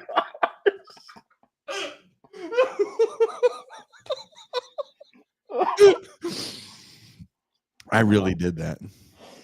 Oh man, we're going to Fulag. We broke the rules, Jason. We've laughed far too much on the serious show. Now I have to go. I saw that, and I was like, "Oh man, either I'm gonna get some fucked up messages, or no one's gonna notice." And no one noticed. I had the tits from Weird Science as a thumbnail, and no one noticed. I mean, those were nice tits too. The digital ones. Digital real these days, man. AI does amazing illustrations. Okay, Jason. Yeah, Mercutio's right. That's the thumbnail for Jason's upcoming big black power panel. Yeah. That's what I named it. The big, I was thinking about that. I was like, I totally called it the BBP. I mean, it could be worse. Like I would have died if I got an invite. Like in my email, it says, "Come to Jason's BBC." What? I told you about my neighbor, right? That told me his first wife left him for the BBD. I was like, I'm sorry. And he was bigger, better deal. Oh. I thought you were going in a different direction there, man. Sorry, you should see my face when he said it. It's like, did you invite me over to say this shit? This is some kind of weird revenge shit. That's what I got on them ass whoopings for. Oh, dude, this panel Saturday show. All the jokes I'm getting out now because the next two shows I can't be funny. No, you got to kind of. Oh yeah, they're very serious shows. Jason's BBPP now on OnlyFans. Big black.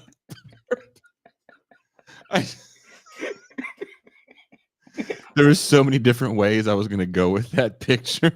I didn't know if to take one of those like stills from those fucked up porns, but I was like, no. Oh, the casting couch. Yeah, I didn't know. But then superimpose everybody's face that's going to be on there. Like, there's so many horrible things I wanted to do, and I was like, maybe that's too far. Let's reel it in. I need to have some semblance of seriousness here. Oh man. I do want to ask you a serious question. Of course. We started with a serious question, and fucking Frank Stallone once again derailed the conversation. What an asshole. So if anyone here knows Frank Stallone personally, be like, look, dude, you caused this show to be at least 30 minutes longer than it had to be. Thanks, Frank. And we found out that Jason's fucking love of raisins is now keeping him celibate.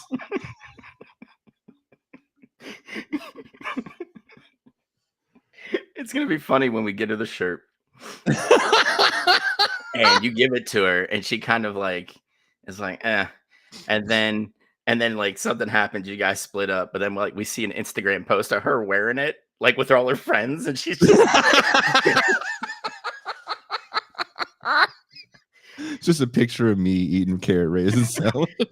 that's like your response to it. Just I'm the raisin guy. Oof. Oh man. Well, I still think that was the funniest thing I ever heard. And Dude, that person is a fucking hilarious. But I do want to ask you a serious question. Mike Tyson is going to fight Jake Paul, and Frank Stallone, who, you know, him and his brother are, I would say they're boxing insiders. Yeah. You know, whatever you see Sly do, Frank is right there with him. They're very close.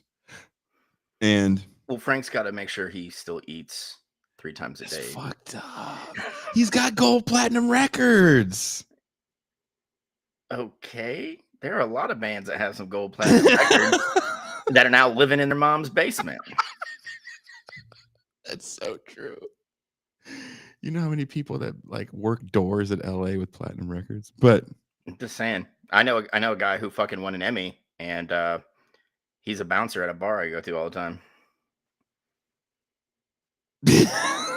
That's so fucked up. But you know what's funny? It got really hard during COVID, and he tried to pawn it, and they're like, "We don't even know if this is real, dude." Fuck. You know what I used to, when I had money, I did buy a couple gold records on eBay.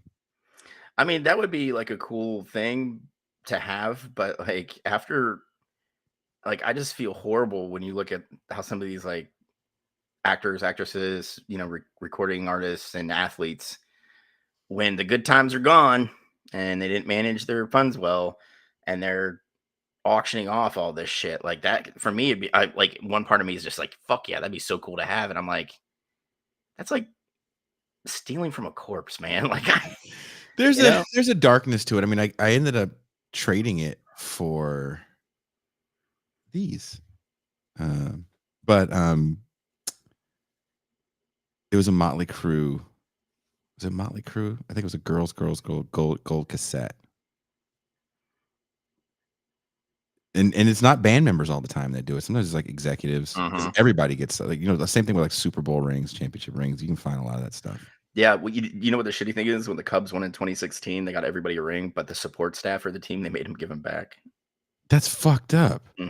Why? Because Tom Ricketts is a fucking piece of shit. I mean, that's Jesus. I mean, you got to think the Ricketts family made their money in newspapers. The only thing he's got worth anything at this point is the Cubs. That's the worst owner. At that point, just give me a gift card. I'm okay with that. Yeah, or you know, I'll take a watch. You know, like I got a Garmin watch where it's like 5 years old and the battery barely stays charged. I'd be like, hey man, you can keep that fucking ring because you're just gonna ask for it back. But can I get another Garmin watch? Can I get a cool watch? Can I just get an Apple Watch? You know, like. But seriously though, Frank Stallone is like the Jake Paul Mike Tyson fight. Frank Stallone goes, Jake Paul. He comes out. He goes, Jake Paul is at best an amateur, and he started boxing way too old. Most people that start boxing start way younger. But there's one thing that a good friend Bert Cooper reminded me of. He goes that while that's true, the resources that Jake Paul has to even start at an older age is a lot different. That being said, you know, 26 is definitely not 36. But yeah, and let's face it, he hasn't fought anybody. Not, you know, he hasn't. And Frank Stallone says it. He goes, he fought the one time he fought an actual boxer, he lost. And I'm using that term loosely because Tommy Fury is a reality star who only boxed because his cousin drove him, or his stepbrother, you know, pulled him into it. That's it. You know, like Tommy Fury is a fucking bum. You know, it's just like, and he beat Jake Paul. Oh yeah, and the thing is, people kept saying it was close, and when you watched it, it was like, no, it really wasn't. Jake Paul fought off his back foot the entire night because Tommy Fury at least knows how to throw a proper jab. and followed up with a combo. And, you got to think when Jake Paul stepped in the ring with a lot of the other guys he fought with, he outweighs them by a large amount. Like if he was an actual fighter, he'd be a cruiserweight dude. 200 pounds. He's a big dude, and Yeah. I don't care what anybody says. And I have nothing to prove this. I think he's a little roided out. I wouldn't be surprised. But anyway, Jake Paul. He goes, Jake Paul's never faced a real boxer. He goes, Mike Tyson. He goes, I've known Mike Tyson for years. And he goes, Mike Tyson has incredible punching power and he's extremely quick.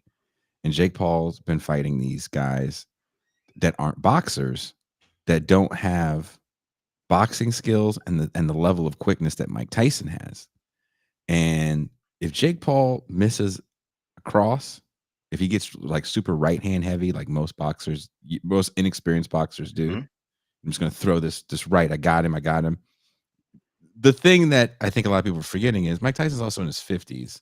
Yeah, and even Mike Tyson knows he's not that quick. And he was never a 9-round, 10-round, 12-round guy to begin with.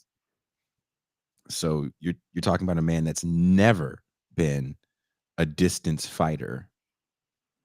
If Paul can just stay in the ring for 12 rounds. Yeah, I mean, the thing is, I don't even think it's going to go. I don't think it's a 12-round fight. I think it's only like at max 9. Still. How many times Tyson went 9 in my lifetime? How many times? I think twice. Holyfield both times?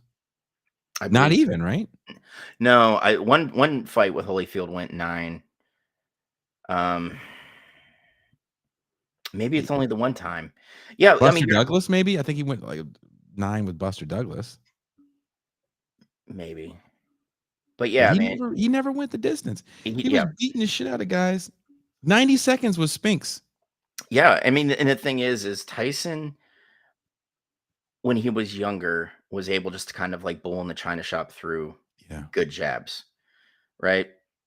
The issue with Tyson is as he got older, especially when you watch like the Lennox Lewis fight, right? Where Lewis picked him apart with a jab before he hit him with a 2-piece, and you saw Tyson just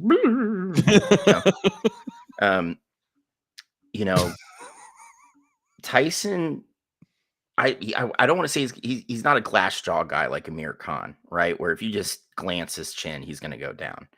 But Tyson's the type of dude, especially in the later parts of his career, where if you connect strong enough, you can put him down. The problem is wearing him out, getting him gassed until his hands are down, and being able to land that punch. Lennox Lewis was able to do it because he had almost a foot in height on Mike Tyson. And he's a skilled boxer. Very skilled. Pugilist specialist. Yeah. He was such a pretentious asshole, but he was amazing to watch in the ring. He really was. And I always hated his introduction, fighting out of England by way of Canada and Jamaica. Lennox Lewis. And it's like, pick one.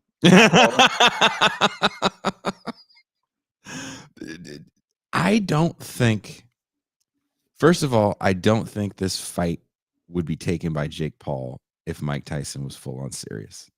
I saw an interview that those guys did years ago, and I felt really awkward. Jake Paul's like, I want to fight you.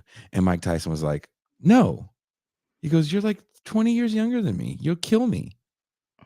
And they all start laughing. But I thought that was just rude to go up to a man that old and think that you're going to fight the guy from the video game that was done before you were even old enough to play video games because you're so young.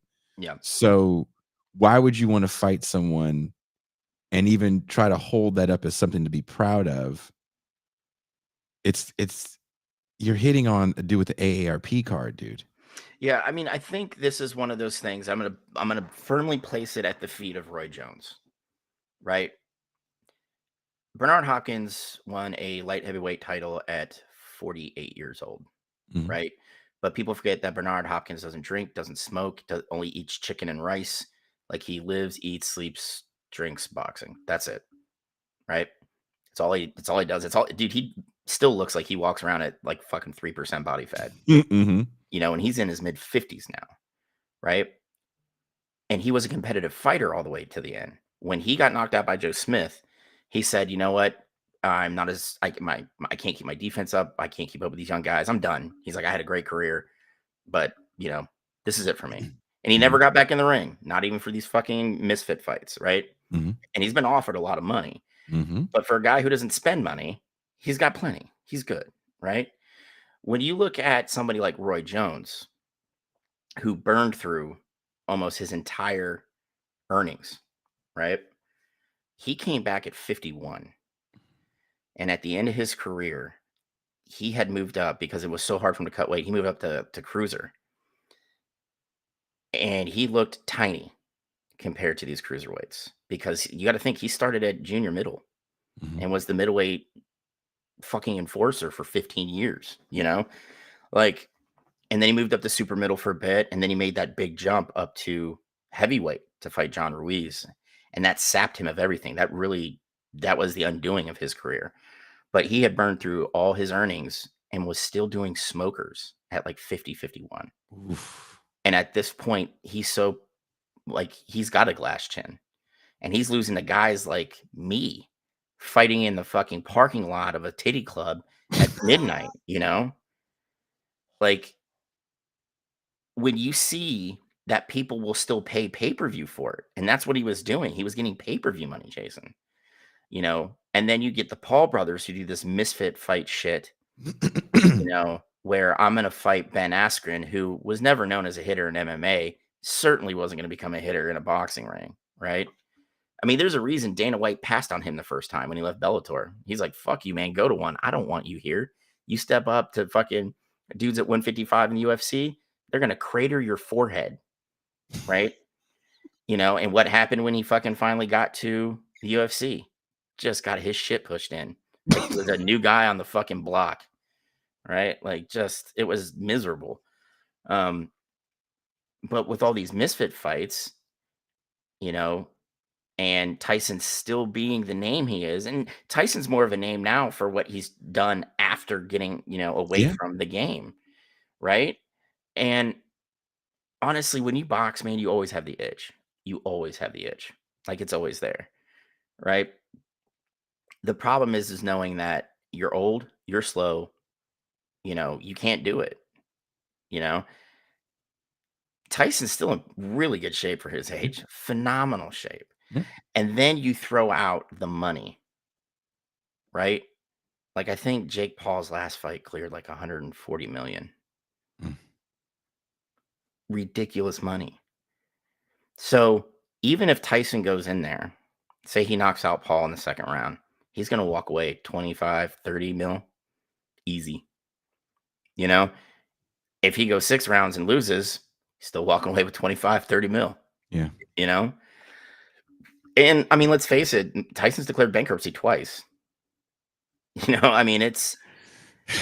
Yeah, everybody goes, it's a cash grab, it's this, it's that. I'm sure it's all those wonderful things. And also to assume, how can I put this? If you look at it from the music perspective, right? There's all these bands that get together and they hate each other. And they've hated each other for 40 years. Oh, before you go on, I went to see Godsmack last week. And it was an acoustic set where they just played covers. How was that? It was actually really good because they're a phenomenal band, but you could look by their body language. They did not want to be around each other. Did not. You get it. You, for whatever reason, you're mad about royalty money. You're mad about who screwed whose girlfriend. You're mad about, all kinds of shit, right? Well, dude, the thing is, Godsmack, they did their first 3 records like back to back to back.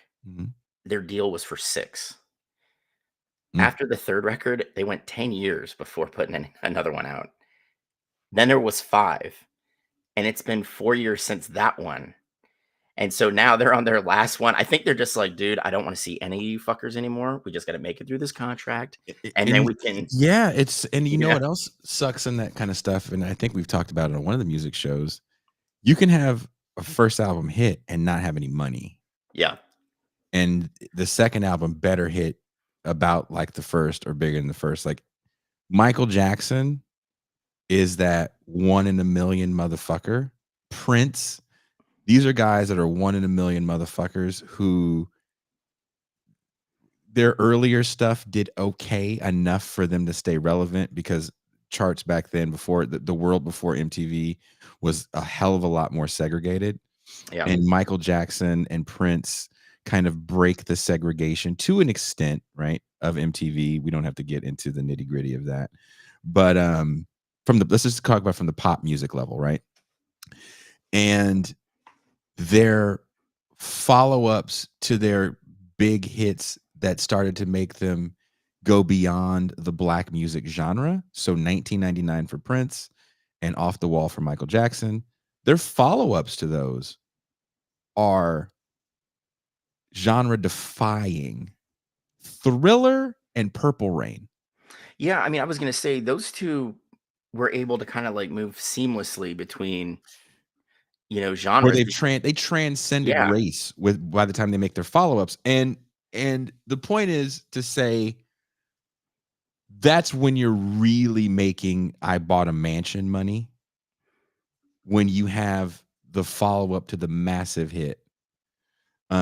Because it costs money to make the hit massive. yeah, And nothing has changed from that standpoint. There's still pay-to-play models. It's on the playlist now instead of the radio station, but all that stuff still exists. hmm So, these guys don't make a lot of money. And then when it's the 40th anniversary for something or the 20th anniversary for something, and these promoters start calling, because nostalgia sells more than new shit. Yes, absolutely. Go That's look why, at the hottest tours are. dude. That's why we had Woodstock '94 and '99 and 99. Yeah. They tried to do it again in 2019, Oh yeah, I saw but that. Coachella already had surpassed them, and they didn't sell enough tickets because I was still working in the industry then. But the amount of money that you get offered is pretty large, and also too, some people still just dig it. Yeah, You dig playing. Like, I'm sure the Police loved playing those shows together, and I've seen interviews with them all individually, and they all enjoyed it. But that payout was on a whole nother level. And those Yeah. guys were already all millionaires. The only people that don't take the money is Led Zeppelin. And part of me thinks the reason why Led Zeppelin doesn't take the money is because they love laying the fuck low. You know why they want to lay low? Because they did some foul shit when they were younger. Yeah. And in the age of social media, the last thing you want to do is have a big ass reunion tour and someone wants to shit all over it by saying, hey, remember when these guys used to fuck 13-year-olds? Yeah. Yeah. So, there's a reason why Kiss keeps Slayer's coming back. Yeah.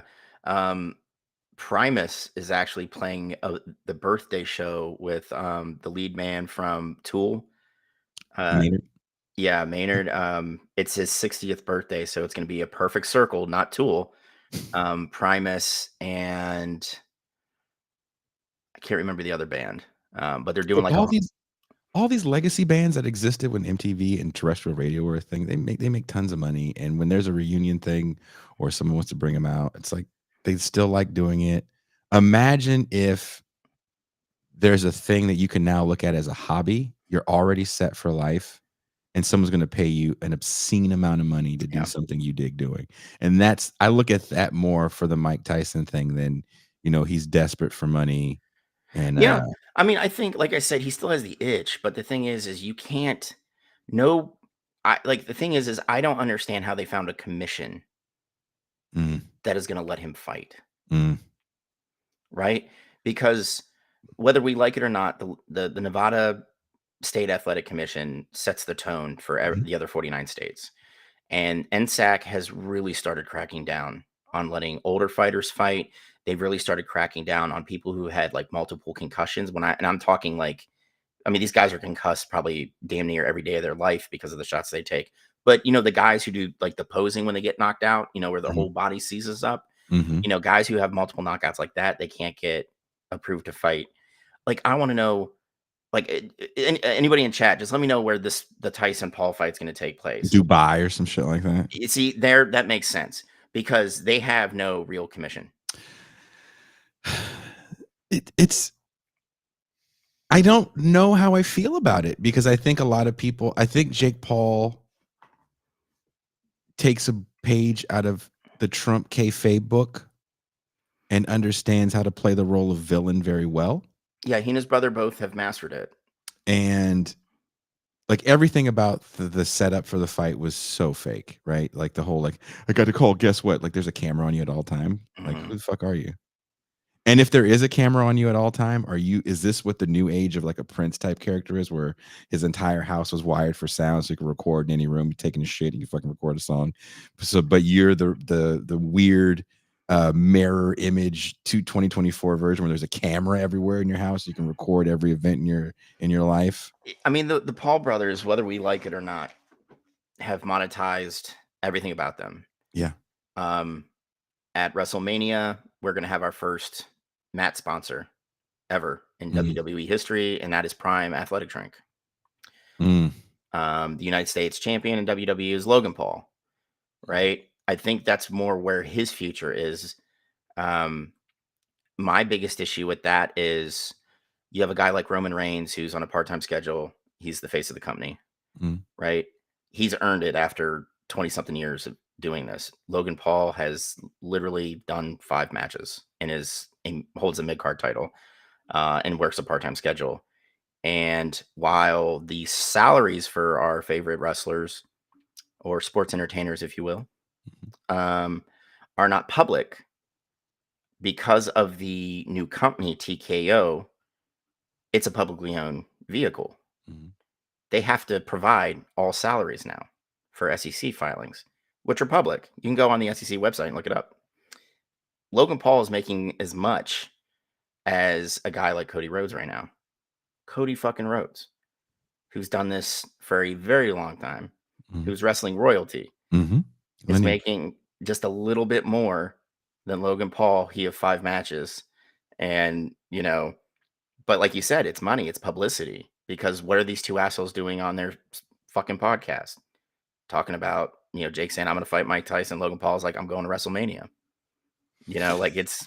They've social media'd their way into the sports world, and it feels as if one has their foot kind of firmly planted in a more pragmatic sports world for a social media influencer, while the other is still doing this kayfabe of boxing. And the Mike Tyson fight, regardless of the outcome, if you lose to Mike Tyson, if you're Jake Paul, for Mike Tyson, this could be your way to give him the greatest present of all time, because now he's officially, for a lot of people that like talking about sports and not being serious about it, can put him on the pantheon of the greatest heavyweights of all time. Sadly, Mike Tyson comes up in an era where a lot of heavyweights are aging and just aren't there the way they were in the early 80s and late 70s. And we talked about this on the boxing when we did the whole episode with about boxing. Your best heavyweights are coming from Eastern Europe now, and it's because the United States doesn't put money into boxing anymore. Where's their fucking local real fighting gym? If you're a 6'5" black kid in the hood, you're either a power forward, you're not putting on gloves. Yeah, I mean, I think a lot of that has to do with you have the rise of MMA, right? And you also have a generation of people who, right or wrongly, don't want to get punched in the face. I get it. Well, boxing used to be a thing that, I'm a kid, I'm getting in trouble, I'm going to go to the Y. Yeah. And someone's going to put gloves on me, and it's fine. You got to pay money for that shit now. Yeah, and you want to know what happened to that poor kid? They're like, you're going to go in the army now because you're 18. I don't want to deal with you. That's a good point. Right? And that poor kid was just like, God damn it, I've messed up so bad in my life. No, my brother. Yeah, that's a really good point. You're either going to the service or you're going to play, one of the other sports where you don't get your face punched. You may break a knee, but you're not going to, break your nose. Yeah. I mean, but the thing is, Jesus Christ, it's in Texas. Yeah. Oh, Dallas Stadium with the Cowboys. The Texas Athletic Commission is going to okay that. Okay, man. I mean, that's all I can say. Like me, if like, see, this is the thing. Like, I actually applied to be on the North Carolina State Athletic, like, fight commission, Mm-hmm. and I was told no fucking way. And it's Wow. because I fought before. Mm-hmm. And the thing is, to have someone licensed to fight, the entire panel in North Carolina, it's 5. I believe in Nevada, it's 7. It's Mm-hmm. like a unanimous thing. If one person says no, like, we want to see more blood work, like something like maybe he had an irregular like sugar count or something, Mm-hmm. right? Me as a guy on the committee could say, no, I want to see his blood work come back. Like, we're going to test his blood one more time. Mm-hmm. And if it comes back okay, then I will absolutely change my vote. We'll license this guy to fight, right? Mm-hmm. But for me, fuck no, dude. There's no way I'm letting a guy over the age of 50 get in a boxing ring, even with a guy like Jake Paul. One, I'm looking at it this way. You're 50 years old. You're not as fast as you used to be. He's doing actual boxing training where Jake Paul is doing like this weird shit. Like, I saw back-to-back training, like, montages for him. Mm-hmm. Tyson's doing actual fucking training. Jake Paul's doing this weird shit where he's in front of like a heavy bag. His coach pushes it to him. He's on a stool and he gets up, he pops up, throws 4, and he sits again and on the swing. Like, it's just like, I boxed for a long time, never fucking did that. Sorry. Weird. I was constantly on the move. That's part of the route. It's how you get your gas tank up, in addition to running, but like, it's not even just that. It's Tyson's 50 plus years old. Okay. His blood work's fine. He's showing no cognitive, uh, issues. When I speak to him, he's actually answering me in sentences. I mean, that's how Evander Holyfield didn't get licensed in Georgia when he tried to fight at like 49, because the guy can't string together a sentence anymore. Like, it's all mumbling. But it's also, Jake Paul's not a real boxer, and I have to authorize him stepping in the ring with one of the hardest punchers to ever put gloves on. Like, we could literally be signing this kid's death warrant. I mean, Mm-hmm. whether we like it or not, people still die in boxing rings. Mm-hmm. So do I want that on my conscience? Fuck no. I don't. But we've fucking beat this into the ground. It's about money. I mean, fucking AT&T Stadium, I believe, is like 72,000 seats. And it's a legacy thing for again, Mike Tyson can get looked at if he wins the fight in the same way we look at Muhammad Ali, the same way we look at George Foreman, the same way we look at who else you want to put up there. Yeah, but I think the biggest knock against Joe Frazier. The biggest knock when we're comparing Tyson to those 3. Mhm. We'll just use those 3 as a case study. What did all 3 of them do later on in life that Tyson was not able to? Keep boxing. Well, 1, keep boxing. 2, win a fucking world title. Yeah. Fighting real fighters. Yeah. Tyson fought a series of bums at the end, and when he was put in position to fight real fighters, he lost. He lost badly. Yeah, it wasn't even close. It was bad. And then the knock was, well, his best years were in prison. It's like, okay, there's nothing we can do about that. Yeah, but again, I mean, fucking George Foreman never stepped foot in a goddamn gym to lift a weight like he did, the old Rocky on the Mountain shit. I'm gonna go beat up a cow, and fucking, that's how he trained. Mm-hmm. And he came back, and when it's George Foreman and that powerful right hand, and when he put Michael Moore on his back, and Moore was, I don't know if it was the shock from the punch or the shock that he fucking got shellacked by like a 42-year-old George Foreman. But he couldn't get up. And next thing you know, George Foreman is what? Heavyweight champ of the world again. See, the shitty thing is those guys decided to come back when we're starting to see the fractioning of the titles, where in the early 80s you only had 3 sanctioning bodies, and by 91 you have 4. Mm-hmm. So the claim to be the unified champ, those guys all had a piece of the pie. But I mean, I'm hoping this year we actually get a unified heavyweight champ for the first time since Lennox Lewis. When Usyk and Fury fight, because Usyk's got 3 belts and Fury's got the WBC belt. So I'm interested to see how that fight goes, because Fury is a big man. And these, do you think these fight? And I'll end with this because I know it's late. Do you think these fights, these Jake Paul fights, these media influencer fights, take away from actual boxing matches?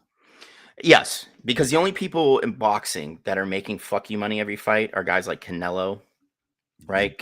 Canelo is a boxing promotional free agent. He promotes himself. So he fights for PBC, he fights for, Golden Boy. He fights those fighters. He fights anybody he wants because he's not locked into one of those, promoters camps. Um, so he can go to a network like DAZN, sign a 7-fight deal, only do 3, walk away with 450 million just from the deal. That's not talking pay-per-view money or t-shirt sales or sponsorships. That's just him getting $450 million from DAZN, period. Right. And unfortunately you've got, excuse me, you got guys like Bud Crawford who have been dominant in every weight class. And he just unified the titles at 147. He's from Omaha, Nebraska, dude. And you know what he does to promote himself? Nothing. And he might be the best boxer on the planet right now, but you wouldn't know it.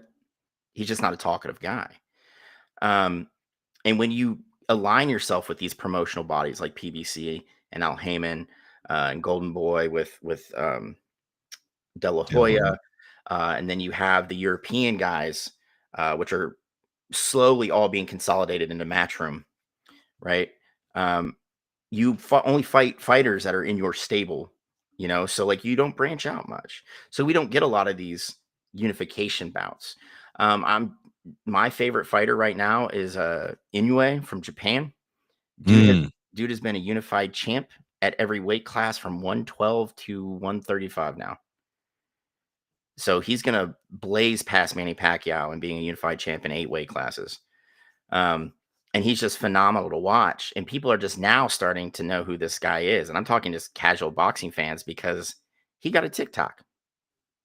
Right. So he's putting his fights up on TikTok and people are like, God damn. I'm loving boxing reels and I guess stuff from TikTok that I see on Instagram. I love it.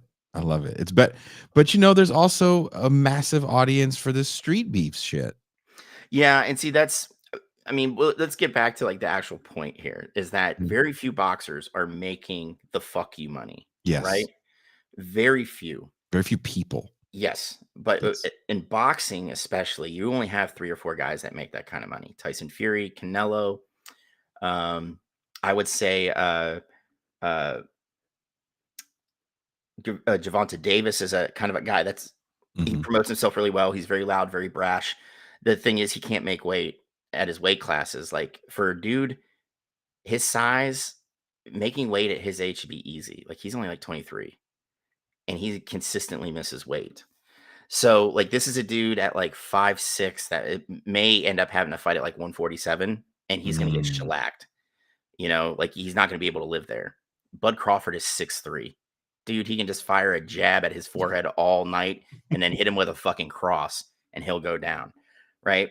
But the guys that can promote themselves can get some of that pie. Right. But I think it's fucked up when you've got guys, and I'm going to go back a little ways. Guys like Mickey Ward and Arturo Gatti. Ooh, those are some great fights. Oh, between the two, absolutely. But they themselves fought for 20-something years. And you got to think, you've all watched the fighter where Mickey Ward wins a title. That was a WBU title. Like that, like if we're talking out of tank sanctioning bodies, the WBU is 10th. Like nobody gave a shit, right? He didn't fight for the big 4, right? Oh, I appreciate that, Mercutio. Thank you. That's right. We're going to fingers crossed for that fucking job interview. But those guys fought for how long? How long? Yeah. And didn't make money until they fought each other, right? And it wasn't the purses that some of these guys make now. And then you look at Jake Paul, who puts on Misfit Fight against KSI or whoever the fuck, right? Another YouTuber. And it pulls in I think $45 million in pay-per-view. It's just like, that's not even counting the sponsorship money. That's not even counting all the ancillary shit, right? $45 million where Jake Paul and KSI got to split it. Right? If I'm a boxer and I've been boxing since I was like 8 years old, And I'm fighting the uphill battle to get the WBC just to rank me in the top 10 for their regional belt, their North American championship. What's the fucking point if I go fight for that belt on, we'll say Showtime before they shut down their boxing, right? Mhm. I'm going to get a $60,000 check and might get 12 out of it after paying taxes and my cornerman. Like, Mhm. what's the fucking point? So I think it's really disrespectful to actual boxers who've put in the time and the blood, the sweat, the tears, that are just getting shit on by people like Paul and all these other fucking YouTubers. I think that, boxing's something I could pick up in my mid-20s, but because I have name recognition out there, they're gonna make a killing. Do you think we're seeing, and I hate to follow up with this because I know you want to go. Do you think we're seeing a de-evolution of the sport back to something that maybe we thought we left in the past? Bum fights. Remember bum fights? Yeah. That's what I'm reminded of when I see the stuff like street beefs and all this other backyard stuff.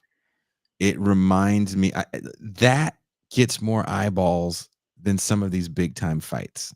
Yeah. I mean, you're not even kidding. I mean, dude, there was a time, and I'm really gonna date myself, when ECW was having issues getting on TV. Mhm. And in the mid-90s, Mm. I mean, that was some of the best wrestling you were gonna see. It didn't have anything to do with, like, them almost bleeding to death in the ring. There were just amazing wrestlers there, right? They Mm. couldn't get on TV, but you know what you can get for $9.99, ordering off of, like, a commercial at midnight? The Girls backyard. Gone Wild, That as that seen on TV. that's right. That and backyard wrestling, which Mm. far outsold ECW's pay-per-views and their film shit that they were doing the Mhm. same stuff. Mhm. So, two schlubs like me and you can get 50 of our friends, build this rickety ass fucking ring in the backyard, fucking sell 600 videotapes at $9 a pop, and we can do it every fucking weekend. ECW was like, they were looking at their champ, fucking Shane Douglas, and they're like, bro, I'll give you $112 for tonight.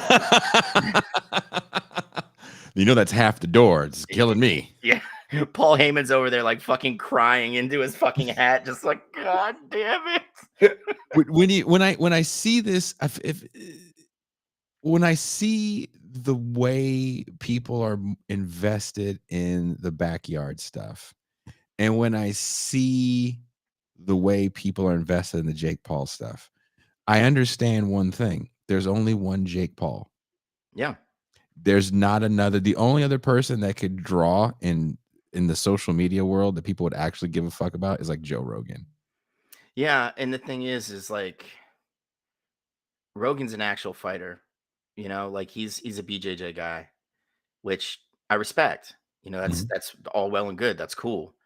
But for me, a guy like Rogan, like he knows I can make 120 million a year spewing bullshit into a microphone for a few hours a day.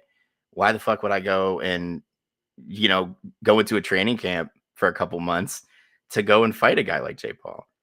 He's like, dude, that 45 million cut you're gonna give me, I wipe my ass with it, and Yeah. then, I toss it in the toilet. Like who else? Like, There's no other. The Pauls are doing something that you can't duplicate. dude, exactly. But see, this is why WWE and now TNA is trying to line up the same thing. But WWE has what they call NIL, next in line, Mhm. where they go out and get college athletes when their playing days are done, and they Mhm. start training them. Mhm. Right? Like the Cavender twins, they have an NIL deal with WWE, That's dope. That's right? smart. Yeah. But a lot of these people are already marketed by playing in college, by having that presence Yep. on social media. So what Yep. does WWE get out of it? They get new eyeballs, Mhm. right?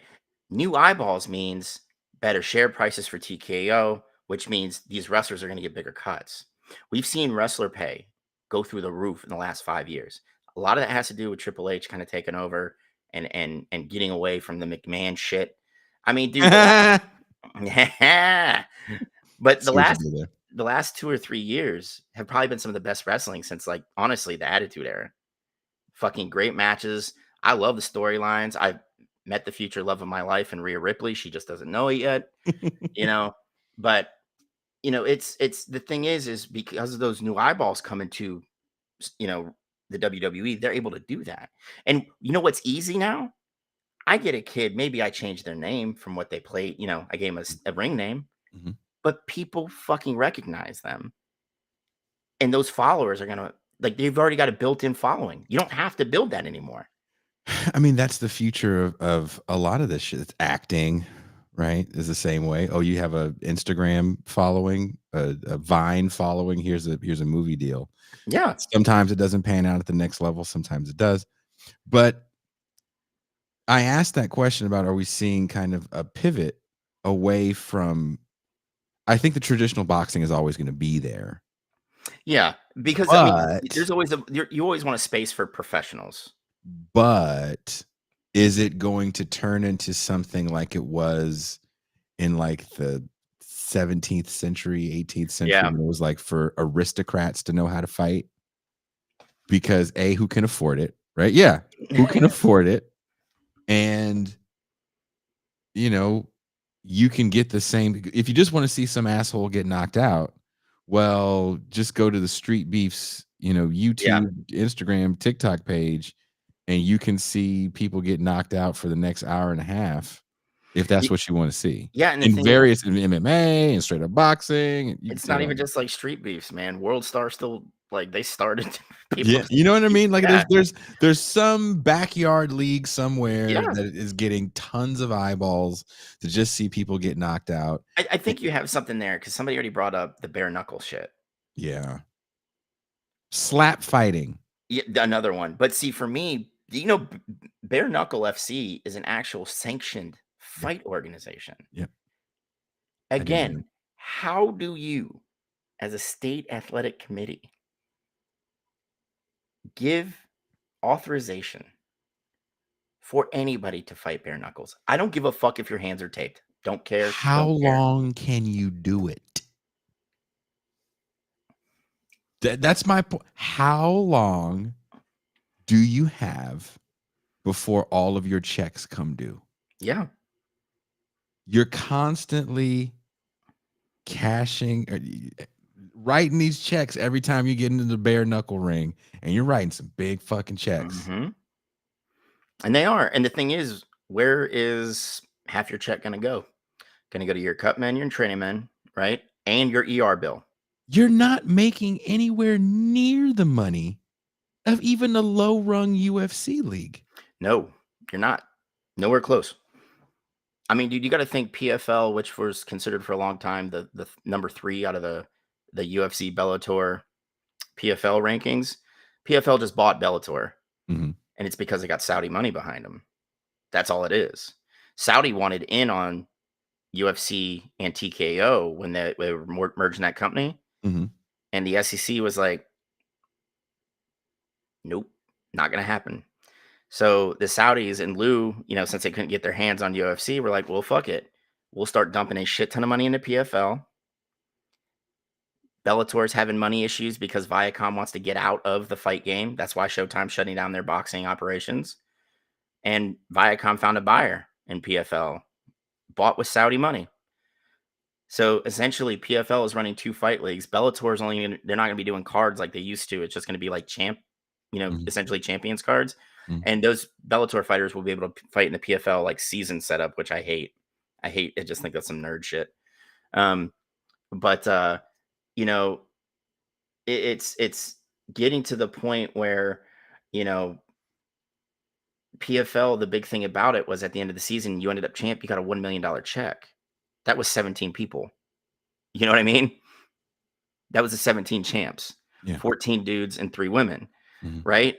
But now with the Saudi money, literally Francis Ngannou was told, hey, man, we're going to give you like 20 mil a year.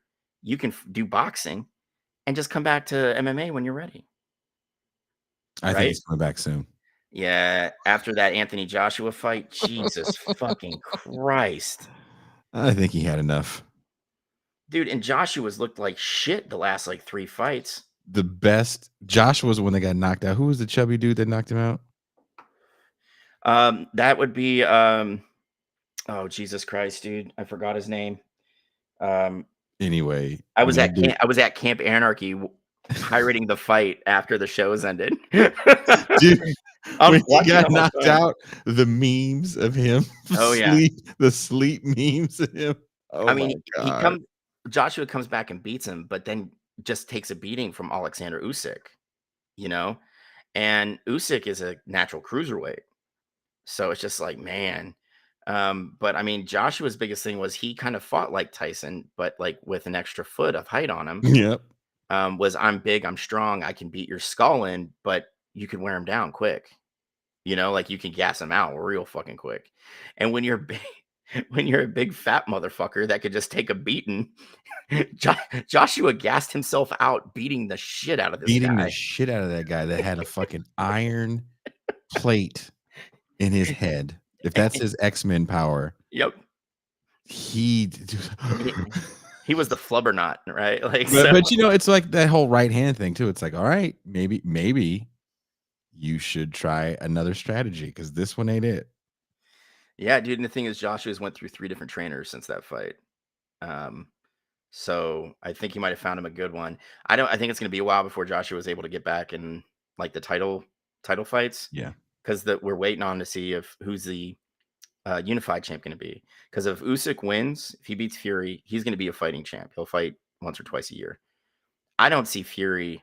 Like, I can see Fury winning all 4 belts, going into negotiations to defend them, dropping a couple because the sanctioning bodies are like, listen, you have to fight our number 1 contender, who is probably somebody no one's heard from Eastern Europe, and he just drops him. And then next thing you know, we're back to the fractured weight class again. Because Fury doesn't give a shit. He's just like, I want big money fights. I just want to get paid, you know? So I don't know, man. But I mean, I'm with you though. It's more entertaining when I can open up TikTok or Reels, and it's cheaper too. Let's be honest. Like, the pay-per-view fights have only shot up in price over the last 5 to 10 years. The way everything changes. Like, look, I'll wrap up with this.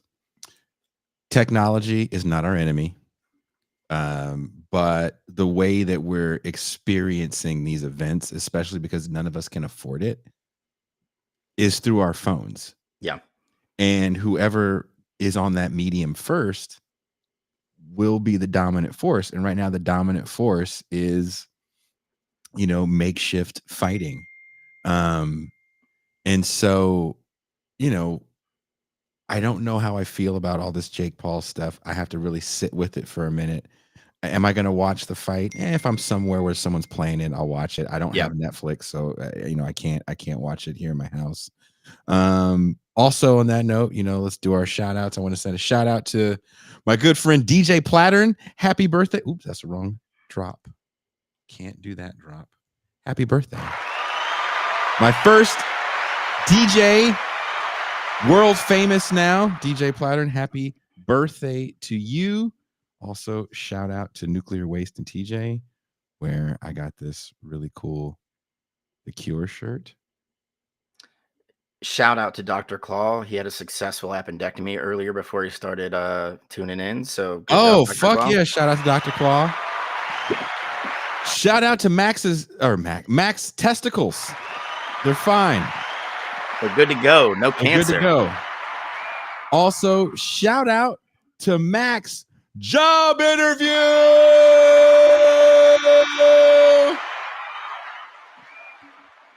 Needed that one. So on that note, thank you guys for hanging out with us. I'll see most of you tomorrow. We'll be talking with Dr.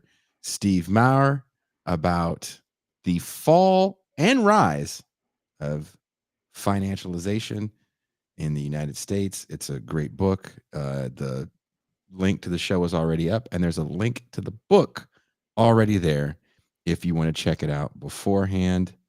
And on that note, we hold it. Stay on target.